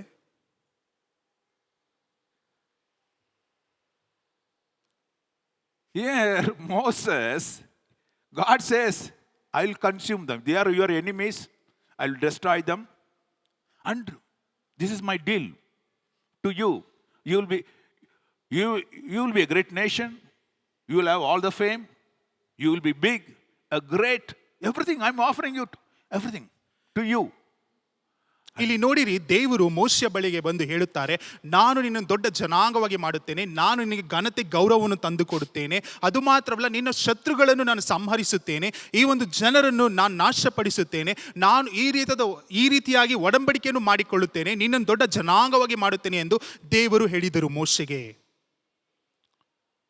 Bible very clearly says, Philippians chapter 1 verse 16 says, ಆದರೆ ಸತ್ಯವೇದ ವಾಕ್ಯವು ಬಹಳ ಸ್ಪಷ್ಟವಾಗಿ ಬರೆಯಲ್ಪಟ್ಟಿದೆ. ಫಿಲಿಪ್ಪ 1ನೇ ಅಧ್ಯಾಯದ 16ನೇ ವಾಕ್ಯದಲ್ಲಿ, even the preacher, the people who stand on the full feet, those who are preach, here Paul says about them, farmer preach Christ for selfish ambition, not sincerely, supposing to add affliction to my chains. ಇಲ್ಲಿ ನಾವು ನೋಡುತ್ತೇವೆ, ಈ ಪುಲ್ಪಿಟ್ ಇಂದನೂ ಸಹ ಅಲ್ಲಿ ಸುವಾರ್ತೆಗಳನ್ನು ಸಾರುವಂತ ಸುವಾರ್ತಿಕರಿಗೂ ಸಹ ಈ ಒಂದು ವಾಕ್ಯವು ಬರೆಯಲ್ಪಟ್ಟಿದೆ. ಇವರಂತೂ ನಾನು ಸುವಾರ್ತೆಯ ವಿಷಯದಲ್ಲಿ ಉತ್ತರ ಹೇಳುವುದಕ್ಕೆ ಇಲ್ಲಿ ಬಿದ್ದಿರುತ್ತೇನೆಂದು ತಿಳಿದು ಪ್ರೀತಿಯಿಂದ ಪ್ರಸಿದ್ಧಿಪಡಿಸುತ್ತಾರೆ. Hallelujah. Hallelujah. Hallelujah. Hallelujah. Just imagine people, their mouth full of praises but a heart full of deceit. ಅಲ್ಲಿ ನೋಡಿರಿ, ಬಾಯಿ ಪೂರ್ತಿಯಾಗಿ ಅಲ್ಲಿ ದೇವರಿಗೆ ಕೃತಜ್ಞತೆಯನ್ನು ಹೇಳುತ್ತಾರೆ, ಆದರೆ ಅವರ ಹೃದಯದಲ್ಲಿ ಬರೀ ಕಹಿತನನೇ ತುಂಬಿಕೊಂಡಿದೆ. They never want anybody to flourish. ಅವರು ಯಾರೂ ಸಹ ಸಮೃದ್ಧಿ ಹೊಂದಬೇಕೆಂದು ಅವರು ಯೋಚನೆ ಮಾಡುವಂತ ವ್ಯಕ್ತಿಗಳಲ್ಲ. ದೇವರೇ, ನನಗೆ ಮಾತ್ರ ಯಾಕೆ ದೇವರೇ ಇದೆಲ್ಲ ಬರ್ತಾ ಇದೆ? ನಾವು ಅವ್ರನ್ನ ನೋಡಿದ್ರೆ ಇವರನ್ನು ನೋಡಿದ್ರೆ ಎಷ್ಟು ಚೆನ್ನಾಗಿದ್ದಾರೆ, ಈಗ ಬರ್ತಾರೆ, ಪ್ರಾರ್ಥನೆ ಮಾಡ್ತಾರೆ, ಒಂದೇ ದಿನದಲ್ಲಿ ಗುಣವಾಗಿ ಹೋಗ್ತಾರೆ, ನನಗೆ ಮಾತ್ರ ಇಷ್ಟು ದಿನ ಬರ್ತಾ ಇದ್ದೇನೆ, ಆದರೂ ನನಗೆ ಬಂದೇ ಇಲ್ಲ. Hello, you are coming, you ask God why God has not healed you. Why you want to come for all others? ನೀವು ಬರುವಂತ ಸಮಯದಲ್ಲಿ ನೀವು ದೇವರ ಬಳಿಯಲ್ಲಿ ವಿಜ್ಞಾಪಿಸಿರಿ, ನೀವು ದೇವರ ಬಳಿಯಲ್ಲಿ ಕೇಳಿಕೊಳ್ಳಿರಿ, ಯಾಕೆ ದೇವರೇ ನನಗೆ ನೀನಿನ್ನ ಆರೋಗ್ಯ ಕೊಟ್ಟಿಲ್ಲ, ಬಿಡುಗಡೆ ಕೊಟ್ಟಿಲ್ಲ ಎಂದು ನೀವು ಯಾಕೆ ಬೇರೆಯವರನ್ನು ಕುರಿತಾಗಿ ನೀವು ಯೋಚನೆ ಮಾಡುತ್ತೀರಾ? ಅವ್ರಿಗೆ ಬಂದಿದೆ, ಇವರು ಚೆನ್ನಾಗಿದ್ದಾರೆ, ಅವ್ರ ಮಕ್ಕಳು ಓದ್ತಾ ಇದ್ದಾರೆ, ನನಗೆ ಮಾತ್ರ ಹಿಂಗಿದೆ. ಇಲ್ಲ, always you don't want others flourish before your eyes. ನಿಮ್ಮ ಕಣ್ಣಿನ ಮುಂದೆ ಬೇರೆಯವರು ಸಮೃದ್ಧಿಯಾಗಿ ಕಾಣಲ್ಪಡಬಾರದೆಂದೇ ನೀವು ಉದ್ದೇಶಪೂರ್ವಕವಾಗಿ ಕಾಣಲ್ಪಡುತ್ತಿದ್ದೀರಾ. Selfishness, ಒಳಗಡೆ ಹೊಟ್ಟೆ ಕಿಚ್ಚುತನ, I alone to grow, ನಾನು ಒಬ್ಬನೇ ಬೆಳೆಯಬೇಕು. God makes a deal with him, I will make you, but this man says, no, I am not bothered about that, I am not for any gain. ಅಲ್ಲಿ ಮೋಶೆಯ ಸಂಗಡ ದೇವರು ಒಂದು ಒಡಂಬಡಿಕೆಯನ್ನು ಮಾಡಿಕೊಳ್ಳುವುದಕ್ಕೆ ಅವರು ಸಿದ್ಧರಾಗಿದ್ದಾರೆ. ನಾನು ನಿನ್ನನ್ನು ದೊಡ್ಡ ಜನಾಂಗವಾಗಿ ಮಾಡುತ್ತೇನೆ ಎಂದು ಹೇಳಿದರೂ ಸಹ ಮೋಶೆ ಹೇಳುತ್ತಾರೆ, ನನಗೆ ಬೇಡ ದೇವರೇ, ನನಗೆ ಇದರಿಂದ ಯಾವ ಲಾಭವೂ ಸಹ ಬೇಕಾಗಿಲ್ಲ. But my people, ನನ್ನ ಜನರು, I am Lord praying for my people, not me. ನನ್ನ ಜನರಿಗೋಸ್ಕರ ದೇವರೇ ನಾನು ಪ್ರಾರ್ಥನೆ ಮಾಡುತ್ತಿದ್ದೇನೆ, ನನಗೆಂದು ನಾನು ಪ್ರಾರ್ಥನೆ ಮಾಡುತ್ತಿಲ್ಲ. I am not looking for a gain, I am not looking for a honor, I am not looking for any fame, but I am looking for goodness of my people. ನಾನು ಇದರ ಮುಖಾಂತರವಾಗಿ ಯಾವ ಘನತೆಯನ್ನಾದರೂ ಮಹಿಮೆಯನ್ನಾದರೂ ಇಲ್ಲವಾದರೆ ನನಗೆ ಲಾಭವಾಗಬೇಕೆಂದು ನಾನು ಎಂದೂ ಭಾವಿಸುತ್ತಿಲ್ಲ ದೇವರೇ. ನನ್ನ ಜನರು ಉದ್ಧಾರವಾಗಬೇಕೆಂದೇ ನಾನು ಯೋಚನೆ ಮಾಡುವಂತವನಾಗಿದ್ದೇನೆ. A man without any selfishness, ಒಂದು ಹೊಟ್ಟೆ ಕಿಚ್ಚು ಇಲ್ಲದೇ ಇರುವಂತ ಒಂದು ವ್ಯಕ್ತಿ God himself offered, ದೇವರೇ ಆತನಿಗೆ ಕೊಟ್ಟನು. a deal, God made a deal, ಒಂದು ಒಡಂಬಡಿಕೆಯನ್ನು ಮಾಡಿಕೊಳ್ಳುವುದಕ್ಕೆ ದೇವರು ಸಿದ್ಧರಾಗಿದ್ದರು. This man, Moses took it and threw it away. Lord, I don't want that. ಈ ಒಂದು ವ್ಯಕ್ತಿಯಾಗಿರುವಂತ ಮೋಶೆಯನ್ನು ನೋಡಿರಿ, ಅದನ್ನು ತೆಗೆದುಕೊಂಡು ದೇವರೇ ನನಗೆ ಇದು ಬೇಡ ಎಂದು ಆತನು ತಳ್ಳಿಬಿಟ್ಟನು. Day and day out we are praying only for us only. This I want, that I want, this I want, that I want. But here Moses, he doesn't want any gain. He doesn't want any fame. He doesn't want to be great man. And he wanted everything for the people. ಈ ದಿನಗಳಲ್ಲಿ ನೋಡಬೇಕಾದ್ರೆ ನಾವು ನಮಗೆಂದು ಯಾವಾಗಲೂ ನಮಗೆ ಇದು ಬೇಕು ಅದು ಬೇಕೆಂದು ಪ್ರಾರ್ಥನೆ ಮಾಡುತ್ತೇವೆ. ಆದರೆ ಈ ಒಂದು ವ್ಯಕ್ತಿಯನ್ನು ನೋಡಿರಿ, ಮೋಶೆಯನ್ನು ನೋಡಿರಿ, ಆತನು ದೇವರೇ ನನಗೆ ಇದರಿಂದ ಯಾವ ಒಂದು ಲಾಭವೂ ಬೇಡ, ಇದರಿಂದ ನನಗೆ ಯಾವ ಘನತೆಯೂ ಬೇಡ, ಗೌರವವೂ ಬೇಡ ದೇವರೇ, ನನ್ನ ಜನರು ಇದರಿಂದ ಆಶೀರ್ವಾದ ಹೊಂದಬೇಕು ದೇವರೇ, ಅವರು ನಾಶವಾಗಬಾರದು ದೇವರೇ ಎಂದು ಆತನು ವಿಜ್ಞಾಪಿಸುವುದನ್ನು ನಾವು ನೋಡುತ್ತೇವೆ.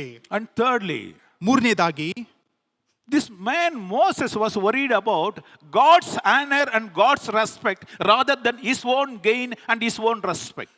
ಮೋಶೆಯನ್ನು ನೋಡಿರಿ, ಯಾವ ರೀತಿಯಾದ ಒಂದು ವ್ಯಕ್ತಿತ್ವವನ್ನು ಹೊಂದಿದನು ಎಂದು, ತನ್ನ ಗೌರವಕ್ಕಿಂತ ದೇವರ ಗೌರವ ಮತ್ತು ಆತನ ಘನತೆಯನ್ನು ಕಾಪಾಡುವಂತ ವ್ಯಕ್ತಿಯಾಗಿದ್ದನು. Hallelujah. Hallelujah, Hallelujah. Hallelujah. He is not bothered about what people talk about him.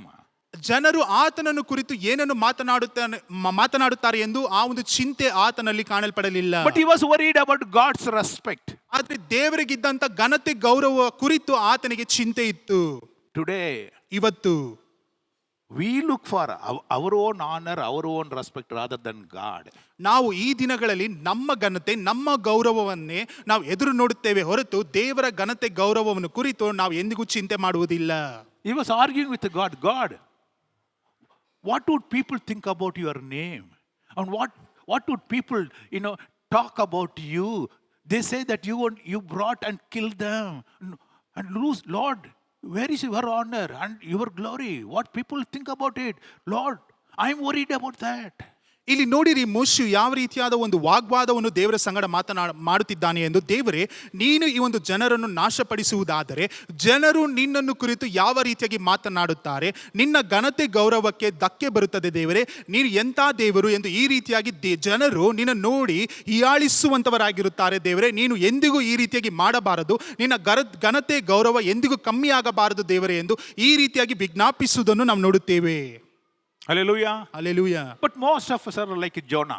ಆದರೆ ನಾವು ಅನೇಕ ಜನರು ಯೋನನ ರೀತಿಯಲ್ಲಿ ಕಾಣಲ್ಪಡುತ್ತೇವೆ. Even if God changes his mind to help the people and we say, no, what happened to my respect?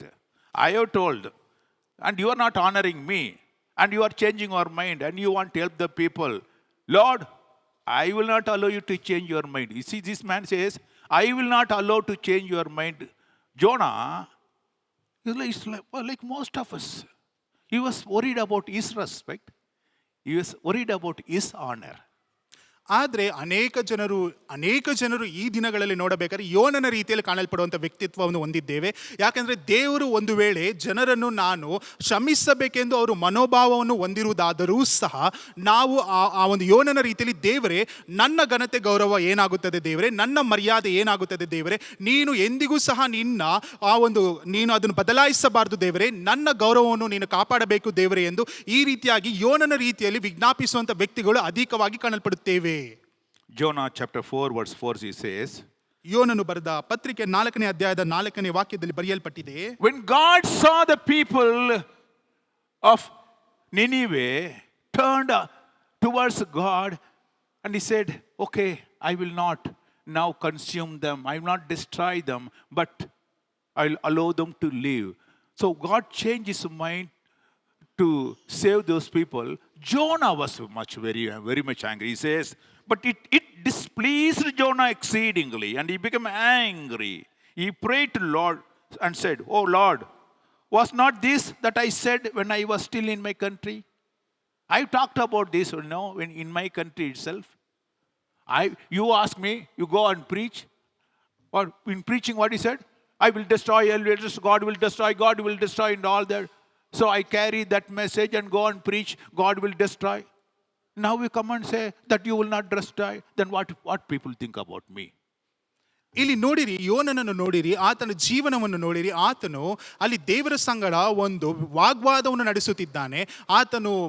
ದೇವರು ಆ ಯೋನನಿಗೆ ಹೇಳುತ್ತಾರೆ, ಈ ಒಂದು ನಿನವೆ ಪಟ್ಟಣದ ಜನರು ಅವರು ತಮ್ಮ ಪಾಪಗಳಿಂದ ಮಾನಸಾಂತರ ಹೊಂದಿ ಅವರು ಅದಕ್ಕೆ ವ್ಯಥೆಪಟ್ಟು ಅವರು ಮನ ತಿರುಗಿದ್ದಾರೆ, ಅದರ ಮುಖಾಂತರವಾಗಿ ನಾನು ಅವರನ್ನು ನಾಶಪಡಿಸುವುದಿಲ್ಲ ಎಂದು ಹೇಳುವಂಥ ಸಮಯದಲ್ಲಿ ಯೋನನು ಈ ರೀತಿಯಾಗಿ ಹೇಳುತ್ತಾನೆ. ಯೋನನು ಬರೆದ ಗ್ರಂಥ 4ನೇ ಅಧ್ಯಾಯದ 2ನೇ ವಾಕ್ಯದಿಂದ ನಾವು ಓದುವಂಥ ಸಮಯದಲ್ಲಿ, ಅವನು ಸಿಟ್ಟುಗೊಂಡು, ಯೆಹೋವ ಲಾಲಿಸು, ನಾನು ಸ್ವದೇಶದಲ್ಲಿರುವಾಗಲೇ ಹೀಗಾಗುವುದೆಂದು ಹೇಳಿದ್ದೇನಷ್ಟೇ, ನೀನು ದಯೆಯೂ ಕನಿಕರವು ದೀರ್ಘಶಾಂತಿಯು ಮಹಾಕೃಪೆಯೂ ಉಳ್ಳ ದೇವರು, ಮಾಡಬೇಕೆಂದಿದ್ದ ಕೇಡಿಗೆ ಮನಮರುಗುವವನು ಎಂದು ನಾನು ತಿಳಿದೆ ತಾರ್ಷೀಸಿಗೆ ಓಡಿ ಹೋಗಲು ತ್ವರೆಪಟ್ಟೆನು. ಈಗ ಯೆಹೋವನೇ, ನನ್ನ ಪ್ರಾಣವನ್ನು ತೆಗೆ, ನಾನು ಬದುಕುವುದಕ್ಕಿಂತ ಸಾಯುವುದೇ ಲೇಸು ಎಂದು ವಿಜ್ಞಾಪಿಸಿದನು. ಈ ರೀತಿಯಾಗಿ ದೇವರೇ, ನನ್ನ ಘನತೆ ಏನಾಗುತ್ತದೆ, ನನ್ನ ಗೌರವ ಏನಾಗುತ್ತದೆ ದೇವರೇ, ನೀನು ಅದನ್ನು ಕುರಿತಾಗಿ ನೀನು ಯೋಚನೆ ಮಾಡು ದೇವರೇ ಎಂದು ಈ ರೀತಿಯಾಗಿ ಹೇಳುವುದನ್ನು ನಾವು ನೋಡುತ್ತೇವೆ. Hallelujah. Hallelujah. Hallelujah. Hallelujah. Hello. Correct? Many of us will pray like that. ಸ್ವಾಮಿ, ನನ್ನ ಘನತೆ ಏನಾಗುವುದು ಇಲ್ಲ, ಮರ್ಯಾದೆ. Lord, it is my respect, my honor. How do I go and meet them? How do I go and talk to them? You now change your colors, you change your mind, and you're putting me in trouble. But, you, like Jonah only, I will not allow. Even if you want to kill me, okay. You want to kill me? Take my life. But my honor and glory is much, Lord, is more than even my life. Many of us, we stick to our honor, our respect, our caste, our creed, our language, correct? Many of us. You want to kill me? Kill me. But my caste is the biggest caste. You want to kill me? Kill me. My language is the highest language. You want to kill me? Kill me. Correct? We stick on to our honor. We stick on to our respect. We don't want to respect God. We don't want to bring honor to God. ಈ ದಿನದಲ್ಲಿ ನೋಡಬೇಕಾದ್ರೆ, ಅನೇಕ ಜನರು ಈ ದಿನಗಳಲ್ಲಿ ನೋಡಬೇಕಾದ್ರೆ ಅವರು ಒಂದು ವೇಳೆ ಬೇರೆಯವರನ್ನು ಹೋಗಿ ಸಂಧಿಸಿ ಬೇರೆಯವರ ಸಂಗಡ ಹೋಗಿ ಮಾತನಾಡಿರಿ ಎಂದು ಹೇಳಬೇಕಾದ್ರೆ ಅವರು ಹೇಳುವಂಥ ಕಾರ್ಯಗಳು ಏನೆಂದರೆ, ನನ್ನ ಘನತೆ, ನನ್ನ ಗೌರವ, ನನ್ನ ಮರ್ಯಾದೆ ಏನಾಗುತ್ತದೆ, ಅವರ ಸಂಗಡ ಹೋಗಿ ನಾನು ಯಾಕೆ ಮಾತನಾಡಬೇಕು ಎಂದು ಈ ರೀತಿಯಾಗಿ ಹೇಳುತ್ತಾರೆ. ಅದೇ ರೀತಿಯಾಗಿ ಯೋನನು ಸಹ ಆತನ ಜೀವನದಲ್ಲಿ ನೋಡಬೇಕಾದ್ರೆ, ದೇವರೇ ನನ್ನನ್ನು ಸಾಯಿಸಿ ಬಿಡು ದೇವರೇ, ನನ್ನ ಘನತೆ ಗೌರವ ಧಕ್ಕೆ ಉಂಟಾಗುತ್ತಿದೆ ದೇವರೇ ಎಂದು ಈ ರೀತಿಯಾಗಿ ವಿಜ್ಞಾಪಿಸುತ್ತಾನೆ. ನಾವು ಸಹ ಈ ದಿನದಲ್ಲಿ ಬರೀ ನಮ್ಮ ಘನತೆ ಗೌರವ ಮರ್ಯಾದೆಯನ್ನು ಮಾತ್ರ ನೋಡುತ್ತೇವೆ, ಆದರೆ ದೇವರ ಘನತೆ ಗೌರವವನ್ನು ಎಂದಿಗೂ ನಾವು ಆಲೋಚನೆಗೂ ಸಹ ತೆಗೆದುಕೊಂಡು ಬರುವುದಿಲ್ಲ. ದೇವರ ಘನತೆ ಏನಾಗುತ್ತದೆ, ದೇವರ ಗೌರವ ಏನಾಗುತ್ತದೆ ಎಂದು ಸಹ ನಾವು ಯೋಚನೆಯನ್ನು ಸಹ ಮಾಡುವುದಿಲ್ಲ. Even God's honor and glory go to dogs, I don't bother, but Lord, you have to honor me, you know. ಒಂದು ವೇಳೆ ದೇವರ ಘನತೆ ಗೌರವ ಅದು ಒಂದು ನಾಯಿಗೆ ಪಾಲಾದರೂ ಸಹ ಪರವಾಗಿಲ್ಲ ದೇವರೇ, ನನ್ನ ಘನತೆ ಗೌರವವನ್ನು ನೀನು ಕಾಪಾಡಬೇಕು, ಮೇಲಕ್ಕೆ ಎತ್ತಬೇಕು. Isaiah chapter 14 verse 12 says, how you are fallen from heaven, O Lucifer, son of morning, how you were cut down to the ground, you who weakened the nations. For you have said in your heart, I will ascend into heaven. I will exalt my throne above the stars of God. I will sit on the mountain of congregation on the furthest sides of the north. ಇಲ್ಲಿ ನಾವು ನೋಡುತ್ತೇವೆ, ಯೆಶಾಯನು ಬರೆದ ಪ್ರವಾದನೆ ಗ್ರಂಥ 14ನೇ ಅಧ್ಯಾಯದ 12ನೇ ವಾಕ್ಯದಿಂದ ನಾವು ಓದಿಕೊಳ್ಳೋಣ. ಆಹಾ, ಉದಯ ನಕ್ಷತ್ರವೇ, ಬೆಳ್ಳಿಯೇ, ಆಕಾಶದಿಂದ ಹೇಗೆ ಬಿದ್ದೆ, ಜನಾಂಗಗಳನ್ನು ಕೆಡವಿದ ನೀನು, ಕಡಿಯಲ್ಪಟ್ಟು ನೆಲಕ್ಕೆ ಉರುಳಿದೆಯಲ್ಲ. ನೀನು ನಿನ್ನ ಮನಸ್ಸಿನಲ್ಲಿ, ನಾನು ಆಕಾಶಕ್ಕೆ ಹತ್ತಿ ಉತ್ತರ ದಿಕ್ಕಿನ ಕಟ್ಟಕಡೆ ಇರುವ ಸುರಗಣ ಪರ್ವತದಲ್ಲಿ ನನ್ನ ಸಿಂಹಾಸನವನ್ನು ದೇವರ ನಕ್ಷತ್ರಗಳಿಗಿಂತ ಮೇಲೆ ಏರಿಸಿ ಆಸೀನನಾಗುವೆನು ಎಂದು ಉನ್ನತ ಮೇಘಮಂಡಲದ ಮೇಲೆ ಏರಿ ಉನ್ನತೋನ್ನತನಿಗೆ ಸರಿ ಸಮಾನನಾಗುವೆನು ಅಂದುಕೊಂಡೆಯಲ್ಲ. Hallelujah. Hallelujah. God will not give his honor and glory to anyone else. ದೇವರು ಆತನಿಗೆ ಸಲ್ಲಬೇಕಾದ ಘನತೆ ಗೌರವವನ್ನು ಬೇರೆ ಯಾರಿಗೂ ಸಲ್ಲಗೊಡಿಸುವುದಿಲ್ಲ. His honor, his glory, ಆತನ ಘನತೆ, ಆತನ ಗೌರವ is high above anything. ಎಲ್ಲದಕ್ಕಿಂತಲೂ ಅದು ಮೇಲಾಗಿದೆ. One day Lucifer said, I will rise above God. I'll put my seat above God's seat. And that day he was cut down.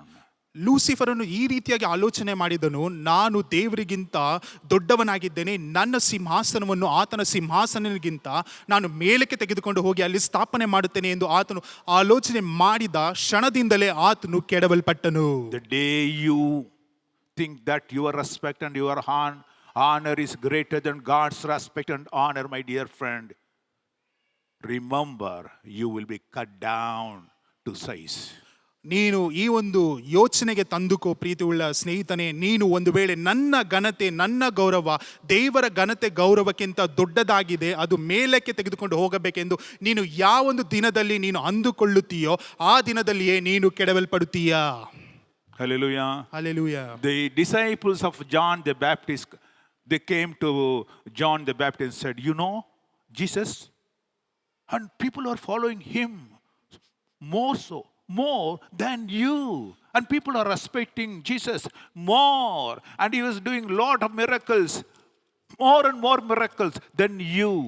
ಇಲ್ಲಿ ಸ್ನಾನಿಕನಾದ ಯೋಹಾನನ ಶಿಷ್ಯರು ಸ್ನಾನಿಕನಾದ ಯೋಹಾನನ ಬಳಿಗೆ ಬಂದು ಈ ರೀತಿಯಾಗಿ ಹೇಳುತ್ತಾರೆ, ನೀನು ಯೇಸುವಿನ ಕುರಿತು ನೀನು ತಿಳಿದುಕೊಂಡಿದ್ದೀಯಾ, ಯೇಸುವನ್ನು ನೀವು ನೋಡಿದ್ದೀಯಾ, ಆತನು ನಿನಗಿಂತಲೂ ಮಹಾ ಅದ್ಭುತ ಕಾರ್ಯಗಳನ್ನು ಮಾಡುತ್ತಿದ್ದಾನೆ, ಆತನು ನಿನಗಿಂತಲೂ ಬಹಳ ಜನರ ಸಮೂಹವನ್ನು ಆತನು ಹೊಂದಿದ್ದಾನೆ, ಆತನು ಅನೇಕ ಜನರು ಆತನ ಬಳಿಗೆ ಹೋಗುತ್ತಿದ್ದಾರೆ, ನೀನು ಇದನ್ನು ಅರಿತಿದ್ದೀಯಾ ಎಂದು ಈ ರೀತಿಯಾಗಿ ಶಿಷ್ಯರು ಬಂದು ಸ್ನಾನಿಕನಾದ ಯೋಹಾನನ ಬಳಿಗೆ ಬಂದು ಹೇಳುವುದನ್ನು ನಾವು ನೋಡುತ್ತೇವೆ. You are a prophet. ನೀನು ಪ್ರವಾದಿಯಾಗಿದ್ದೀಯಾ, You only started the ministry. ನೀನೇ ದೇವರ ಸೇವೆಯನ್ನು ಪ್ರಾರಂಭಿಸಿದ್ದೀಯಾ, But now another person comes. ಆದ್ರೆ ಈಗ ಇನ್ನೊಬ್ಬ ವ್ಯಕ್ತಿ ಬಂದಿದ್ದಾನೆ, And people are started respecting him more than you. ನಿನಗಿಂತಲೂ ಆ ಒಂದು ವ್ಯಕ್ತಿಗೆ ಅನೇಕ ಗೌರವವನ್ನು ಘನತೆಯನ್ನು ಕೊಡುವಂತ ವ್ಯಕ್ತಿಗಳಾಗಿ ಕಾಣಲ್ಪಡುತ್ತಿದ್ದಾರೆ. But John the Baptist knew who Jesus is. ಆದ್ರೆ ಸ್ನಾನಿಕನಾದ ಯೋಹಾನನು ಯೇಸು ಕ್ರಿಸ್ತನು ಯಾರು ಎಂದು ಚೆನ್ನಾಗಿ ಅರಿತಿದ್ದನು. He said, ಆತನು ಹೇಳಿದನು, "He must increase, but I must decrease." ಆತನು ಹೇಳುತ್ತಾನೆ, ಆತನು ಹೆಚ್ಚಲ್ಪಡಬೇಕು, ನಾನು ತಗ್ಗಿಸಲ್ಪಡಬೇಕು. God's name to be increased and my name to be decreased. ದೇವರ ಹೆಸರು ಅದು ಮೇಲಕ್ಕೆ ಎತ್ತಲ್ಪಡಬೇಕು, ನನ್ನ ಹೆಸರು ತಗ್ಗಿಸಲ್ಪಡಬೇಕು. Hallelujah. Hallelujah. The day you say only God should be honored, not to me, that day you will have the blessings. ನೀವು ಯಾವ ದಿನದಲ್ಲಿ ನನ್ನ ಗೌರವವಲ್ಲ ದೇವರ ಘನತೆ ಗೌರವ ಅದು ಮೇಲಾದದ್ದು ಮಿಗಿಲಾದದ್ದು ಎಂದು ಯಾವಾಗ ನೀವು ಅರಿಕೆ ಮಾಡಿ ಅದನ್ನು ನೀವು ಘೋಷಿಸುತ್ತೀರೋ ಆ ಒಂದು ದಿನದಲ್ಲಿಯೇ ದೇವರು ನಿಮ್ಮನ್ನು ಆಶೀರ್ವಾದ ಮಾಡುವಂತವನಾಗಿದ್ದಾನೆ. Moses was such a person. ಮೋಶೆ ಯಾವ ರೀತಿಯಾದ ವ್ಯಕ್ತಿ ನೋಡಿರಿ. He didn't assume power because God said, "I will make you great nation." He didn't jump for it. ಆತನು ಈ ಒಂದು ಶಕ್ತಿ ಬರುತ್ತದೆ, ಈ ರೀತಿಯಾದ ಶಕ್ತಿ ನನಗೆ ದೊರಕುತ್ತದೆ ಎಂದು ಎಂದಿಗೂ ಆತನು ಅಂದುಕೊಳ್ಳಲಿಲ್ಲ. ದೇವರು ಒಂದು ವೇಳೆ ಆತನಿಗೆ ಒಡಂಬಡಿಕೆ ಮಾಡಿಕೊಳ್ಳುತ್ತೇನೆ ಎಂದು ಹೇಳಿದರೂ ಸಹ ಅದಕ್ಕೆ ಆತನು ಬೀಳಲಿಲ್ಲ. He never showed, "I am higher than God." And see, because I have done all this, 10 miracles and everything happening because of me. He never said, all the time humbling himself, humiliation.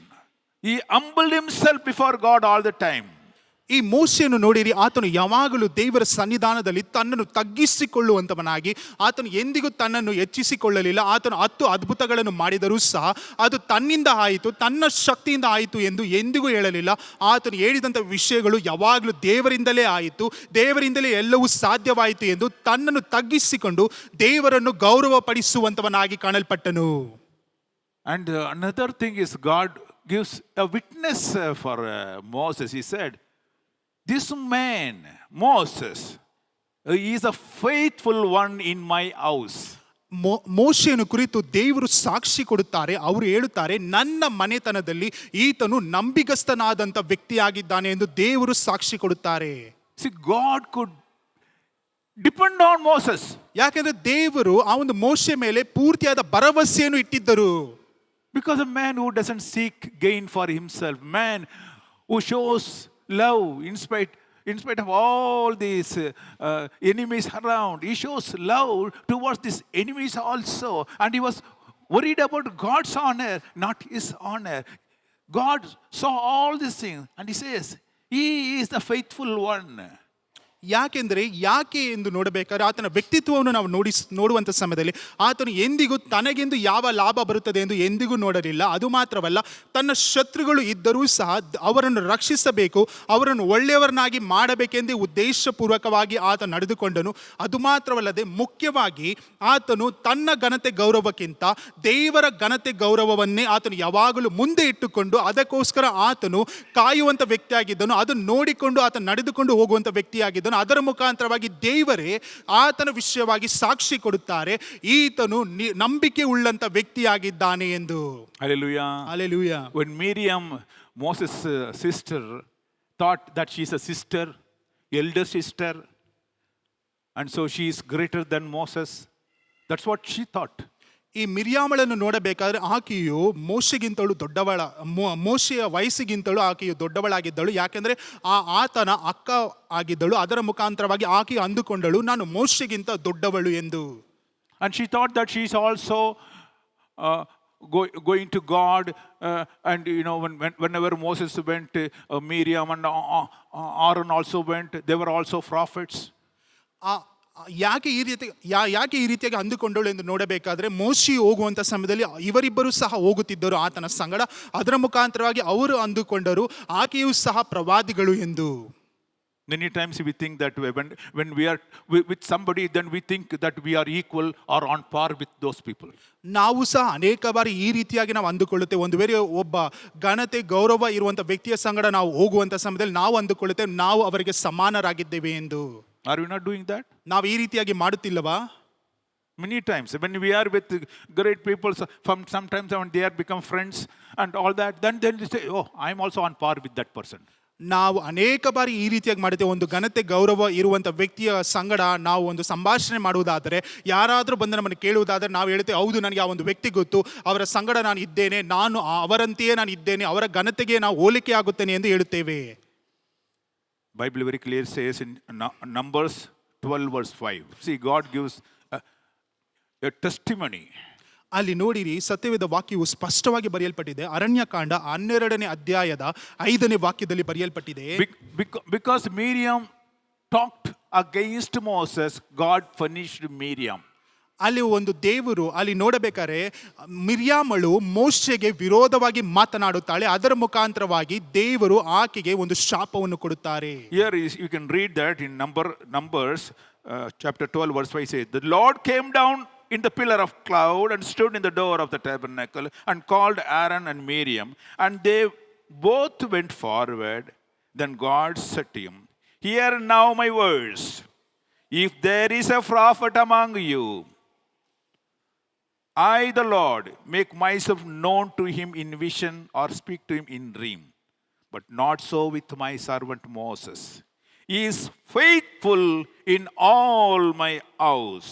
I speak to him face to face, even plainly, not in dark sayings, and he sees the form of God. Why then were you not afraid to speak against my servant Moses? ಇಲ್ಲಿ ನಾವು ನೋಡುತ್ತೇವೆ, ಅರಣ್ಯಕಾಂಡ 12ನೇ ಅಧ್ಯಾಯದ 5ನೇ ವಾಕ್ಯದಿಂದ, ಯೆಹೋವನು ಮೇಘ ಸ್ತಂಭದೊಳಗೆ ಇಳಿದು ಬಂದು ದೇವ ದರ್ಶನದ ಗುಡಾರದ ಬಾಗಿಲಲ್ಲಿ ನಿಂತು ಆರೋನ್ ಮಿರ್ಯಾಮರನ್ನು ಹತ್ತಿರಕ್ಕೆ ಕರೆದನು. ಅವರು ಬಂದಾಗ ಆತನು, ನನ್ನ ಮಾತನ್ನು ಕೇಳಿರಿ, ನಿಮ್ಮಲ್ಲಿ ಪ್ರವಾದಿ ಇದ್ದರೆ ನಾನು ಅವನಿಗೆ ಜ್ಞಾನ ದೃಷ್ಟಿಯಲ್ಲಿ ಕಾಣಿಸಿಕೊಳ್ಳುವೆನು, ಇಲ್ಲವೇ ಸ್ವಪ್ನದಲ್ಲಿ ಅವನ ಸಂಗಡ ಮಾತಾಡುವೆನು. ನನ್ನ ಸೇವಕನಾದ ಮೋಶೆ ಅಂತವನಲ್ಲ, ಅವನು ನನ್ನ ಮನೆಯಲ್ಲೆಲ್ಲ ನಂಬಿಗಸ್ತನು. ಅವನ ಸಂಗಡ ನಾನು ಗೂಢವಾಗಿ ಅಲ್ಲ, ಪ್ರತ್ಯೇಕವಾಗಿ ಸ್ಪಷ್ಟವಾಗಿಯೇ ಮಾತಾಡುವೆನು. ಅವನು ಯೆಹೋವನ ಸ್ವರೂಪವನ್ನೇ ದೃಷ್ಟಿಸುವನು. ಹೀಗಿರಲು ನೀವು ನನ್ನ ಸೇವಕನಾದ ಮೋಶೆಗೆ ವಿರೋಧವಾಗಿ ಮಾತಾಡುವುದಕ್ಕೆ ಭಯಪಡಬೇಕಾಗಿತ್ತು. Hallelujah. Hallelujah. See the testimony of God. He says, he is a faithful one in my house. House means everywhere. ಇಲ್ಲಿ ನೋಡಿರಿ, ದೇವರು ಯಾವ ರೀತಿಯಾದ ಒಂದು ಸಾಕ್ಷಿಯನ್ನು ಹೇಳುತ್ತಾರೆ. ಈ ಒಂದು ಮೋಶೆಯು ನನ್ನ ಗುಡಾರದಲ್ಲಿ ಆತನು ನಂಬಿಗಸ್ತಿಕೆ ಉಳ್ಳವನಾಗಿದ್ದಾನೆ ಎಂದು ಅಲ್ಲಿ ದೇವರು ಸಾಕ್ಷಿ ಹೇಳುವುದನ್ನು ನಾವು ನೋಡುತ್ತೇವೆ. Are we faithful to God? ನಾವು ದೇವರಿಗೆ ನಿಜಸ್ತಿಕೆ ಉಳ್ಳವರಾಗಿದ್ದೇವೆ in all the places. ಪ್ರತಿಯೊಂದು ಜಾಗದಲ್ಲಿಯೂ. Maybe you are faithful on Sunday in church. ಒಂದು ವೇಳೆ ಭಾನುವಾರ ದಿನದಲ್ಲಿ ಬರೀ ಸಭೆಯಲ್ಲಿ ಮಾತ್ರ ನೀನು ನಂಬಿಗಸ್ತಿಕೆ ಉಳ್ಳವನಾಗಿರಬಹುದು. Then we go out, we change our colors, we change our attitude, we change our costume, we change everything. ನಾವು ಹೊರಗಡೆ ಹೋಗುವಂತ ಸಮಯದಲ್ಲಿ ನಮ್ಮ ಗುಣಲಕ್ಷಣಗಳು, ನಮ್ಮ ಬಣ್ಣಗಳು, ಅದು ಮಾತ್ರ ನಾವು ಹಾಕಿಕೊಳ್ಳುವಂತ ವಸ್ತ್ರಗಳು ಸಹ ಬದಲಾಗುತ್ತದಾ? We become actors. ನಾವು ಅಲ್ಲಿ ನಾಟಕವಾಡುವಂತ ರೀತಿಯಲ್ಲಿ ಕಾಣಲ್ಪಡುತ್ತೇವೆ. But God sees everywhere. ಆದ್ರೆ ದೇವರ ಕಣ್ಣಿನ ದೃಷ್ಟಿಯೋ ಎಲ್ಲಾ ಕಡೆ ಇದೆ. My servant Moses is faithful in my house. ನನ್ನ ಸೇವಕನಾಗಿರುವಂತ ಮೋಶೆ ನನ್ನ ಗುಡಾರದಲ್ಲಿ ಆತನು ನಂಬಿಗಸ್ತನಾಗಿದ್ದಾನೆ. He is the only person God spoke to him face to face.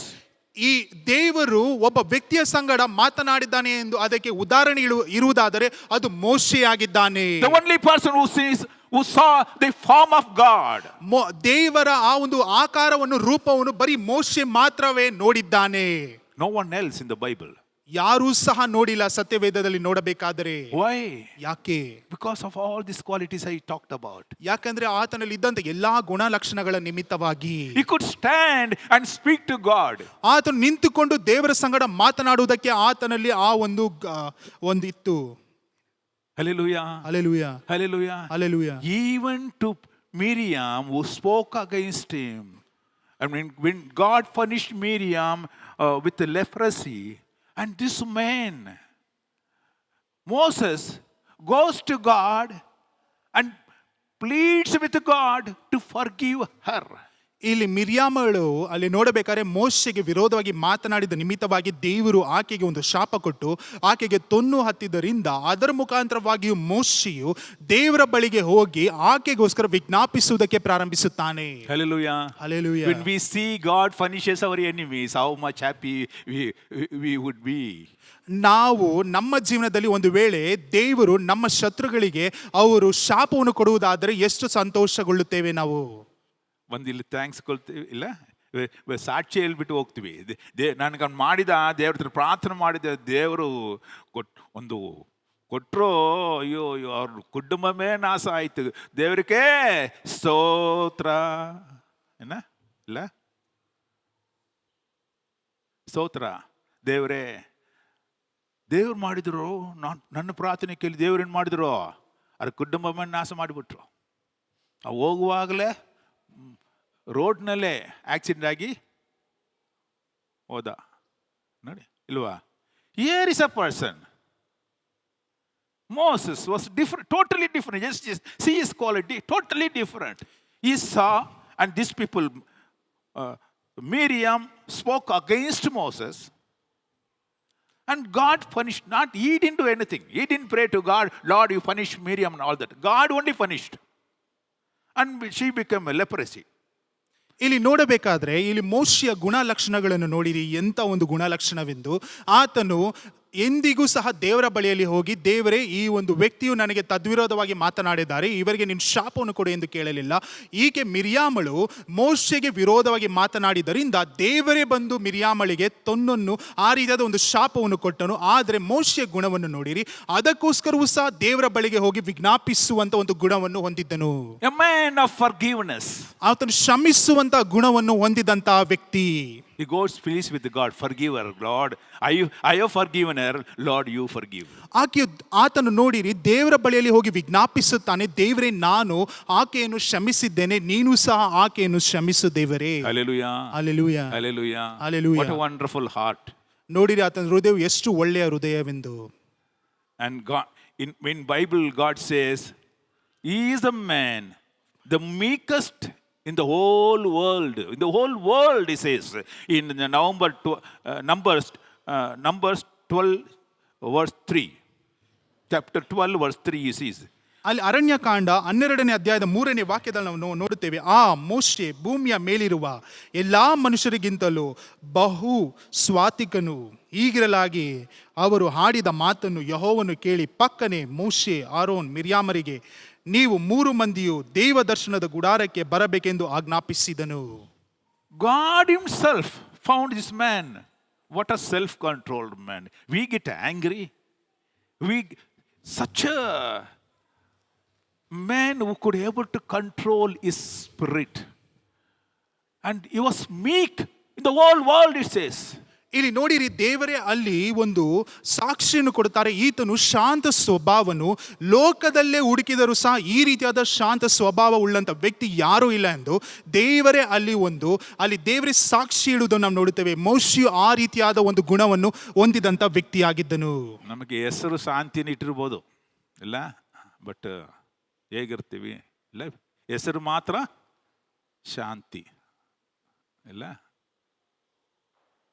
ಸಮಾಧಾನ, ಶಾಂತಿ, ಸಮಾಧಾನ, ಅದೆಲ್ಲ ಹೆಸರು, but the life.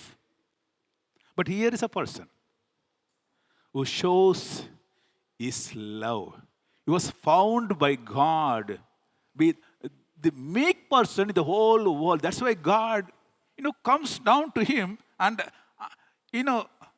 takes suggestions from him. God himself comes and says, I'm going to do this. What is your opinion? And this man says, no, God, you should not do this. See, you have to do like this. A man who changes God's plan. ನಮ್ಮ ಜೀವನದಲ್ಲಿ ನೋಡಿರಿ, ಒಂದು ವೇಳೆ ಹೆಸರುಗಳನ್ನು ಇಟ್ಟುಕೊಂಡಿರುತ್ತಾರೆ, ಆದರೆ ಅವರ ಗುಣಲಕ್ಷಣಗಳನ್ನು ನೋಡಬೇಕಾದ್ರೆ ಅವರು ಅದಕ್ಕೆ ತದ್ವಿರೋಧವಾಗಿ ನಡೆದುಕೊಂಡು ಬಂದಿರುತ್ತಾರೆ. ಆದರೆ ಈ ಒಂದು ವ್ಯಕ್ತಿಯನ್ನು ನೋಡಿರಿ, ಮೋಶೆಯನ್ನು ನೋಡಿರಿ, ದೇವರೇ ಬಂದು ಸಾಕ್ಷಿ ಕೊಡುವ ರೀತಿಯಲ್ಲಿ ಆತನು ಬಹಳ ಶಾಂತಿಯನ್ನು ಹೊಂದಿರುವಂಥ ವ್ಯಕ್ತಿಯಾಗಿದ್ದನು. ಅದು ಮಾತ್ರವಲ್ಲ, ಆತನಲ್ಲಿ ಬಹಳ ಒಂದು ಒಳ್ಳೆಯ ಗುಣವೇನಿತ್ತು ಎಂದರೆ ಆತನು ತನ್ನನ್ನು ತಗ್ಗಿಸಿಕೊಳ್ಳುವಂಥ ಗುಣವಾಗಿತ್ತು. ಅದರ ಮುಖಾಂತರವಾಗಿ ದೇವರೇ ಬಂದು ಮೋಶೆಯ ಸಂಗಡ ಸಲಹೆಗಳನ್ನು ಕೇಳುವಂಥ ವ್ಯಕ್ತಿಯಾಗಿದ್ದನು. ಮೋಶೆ, ನಾನು ಈ ಒಂದು ಕೆಲಸವನ್ನು ಮಾಡೋದಕ್ಕೆ ನಾನು ಹೋಗುತ್ತಿದ್ದೇನೆ, ನೀನು ಇದಕ್ಕೆ ಏನು ಹೇಳುತ್ತೀಯಾ ಎಂದು ಈ ರೀತಿಯಾದ ಸಲಹೆಗಳನ್ನು ಕೇಳುವಂತ ದೇವಾದಿ ದೇವನು ಬಂದು ಮೋಶೆ ಸಂಗಡ ಮಾತನಾಡುವುದನ್ನು ನಾವು ನೋಡುತ್ತೇವೆ. Hallelujah. Search our heart and see. ನಿಮ್ಮ Any way we are related to Moses. ನಿಮ್ಮ ಹೃದಯಗಳನ್ನು ಪರೀಕ್ಷಿಸಿ ನೋಡಿರಿ, ನಾವು ಆ ಒಂದು ಮೋಶೆಯಲ್ಲಿ ಇರುವಂತಹ ಗುಣಲಕ್ಷಣಗಳು ಯಾವುದಾದರೂ ನಮ್ಮ ಗುಣಗಳಲ್ಲಿ ಇದೆಯಾ ಎಂದು. At least 10%, 5%. ಒಂದು ವೇಳೆ 5% ಇಲ್ಲ 10% ಇದೆಯಾ ಎಂದು ನೋಡಿರಿ. You just imagine, this man could be able to argue with God. ಆಲೋಚನೆ ಮಾಡಿ ನೋಡಿರಿ, ಈ ಒಂದು ವ್ಯಕ್ತಿಯು ದೇವರ ಸಂಗಡ ವಾಗ್ವಾದ ಮಾಡುತ್ತಿದ್ದಾನೆ. And ask God to change his plan. He said, repent to God. When I read that word, he said, repent is meant only to the people who are committing sin. But here, this man says to God, Lord, you repent, you change your plan. ಈ ಒಂದು ವ್ಯಕ್ತಿಯನ್ನು ನೋಡಿರಿ, ಯಾವ ರೀತಿಯಾದ ಒಂದು ವಾಗ್ದಾನವನ್ನು ಮಾಡುತ್ತಿದ್ದಾನೆ ಎಂದು. ದೇವರೇ, ನೀನು ಮಾಡುತ್ತಿರುವುದು ಸರಿಯಲ್ಲ, ಅದು ತಪ್ಪು ದೇವರೇ, ನೀನು ಮನ ತಿರುಗು ದೇವರೇ, ನೀನು ಮಾಡುತ್ತಿರುವಂಥ ಕಾರ್ಯಗಳಿಂದ ನೀನು ಬದಲಾಯಿಸು, ನಿನ್ನ ನಿರ್ಧಾರಗಳನ್ನು ಬದಲಾಯಿಸು ದೇವರೇ ಎಂದು ಹೇಳುತ್ತಾನೆ. ಆದರೆ ಬದಲಾಯಿಸಿಕೊಳ್ಳಿರಿ, ಇಲ್ಲವಾದ ಮನ ತಿರುಗಿರಿ ಎಂದು ಯಾರಿಗೆ ನಾವು ಹೇಳುತ್ತೇವೆ? ಒಂದು ವೇಳೆ ಪಾಪ ಮಾಡಿರುವಂಥ ವ್ಯಕ್ತಿಗಳಿಗೆ ನಾವು ಹೇಳುತ್ತೇವೆ. ಆದರೆ ಈ ಒಂದು ವ್ಯಕ್ತಿಯೋ ದೇವಾದಿ ದೇವನಿಗೆ ಹೇಳುತ್ತಿದ್ದಾನೆ. Hallelujah. Hallelujah. See, our qualities, I tell you, will change God's plan. ನಮ್ಮ ಗುಣಗಳು ದೇವರ ಆಲೋಚನೆಗಳನ್ನು ಬದಲಾಯಿಸುವಂತದ್ದಾಗಿರುತ್ತದೆ. God will listen to those people only. ಯಾರು ಈ ರೀತಿಯಾದ ಗುಣಲಕ್ಷಣಗಳನ್ನು ಹೊಂದಿಕೊಂಡಿರುತ್ತಾರೋ ಅವರ ಮಾತುಗಳಿಗೆ ಮಾತ್ರ ದೇವರು ಕಿವಿ ಕೊಡುವಂತವನಾಗಿರುತ್ತಾನೆ. God bless you. ದೇವರು ನಿಮ್ಮೆಲ್ಲರನ್ನು ಆಶೀರ್ವದಿಸಲಿ.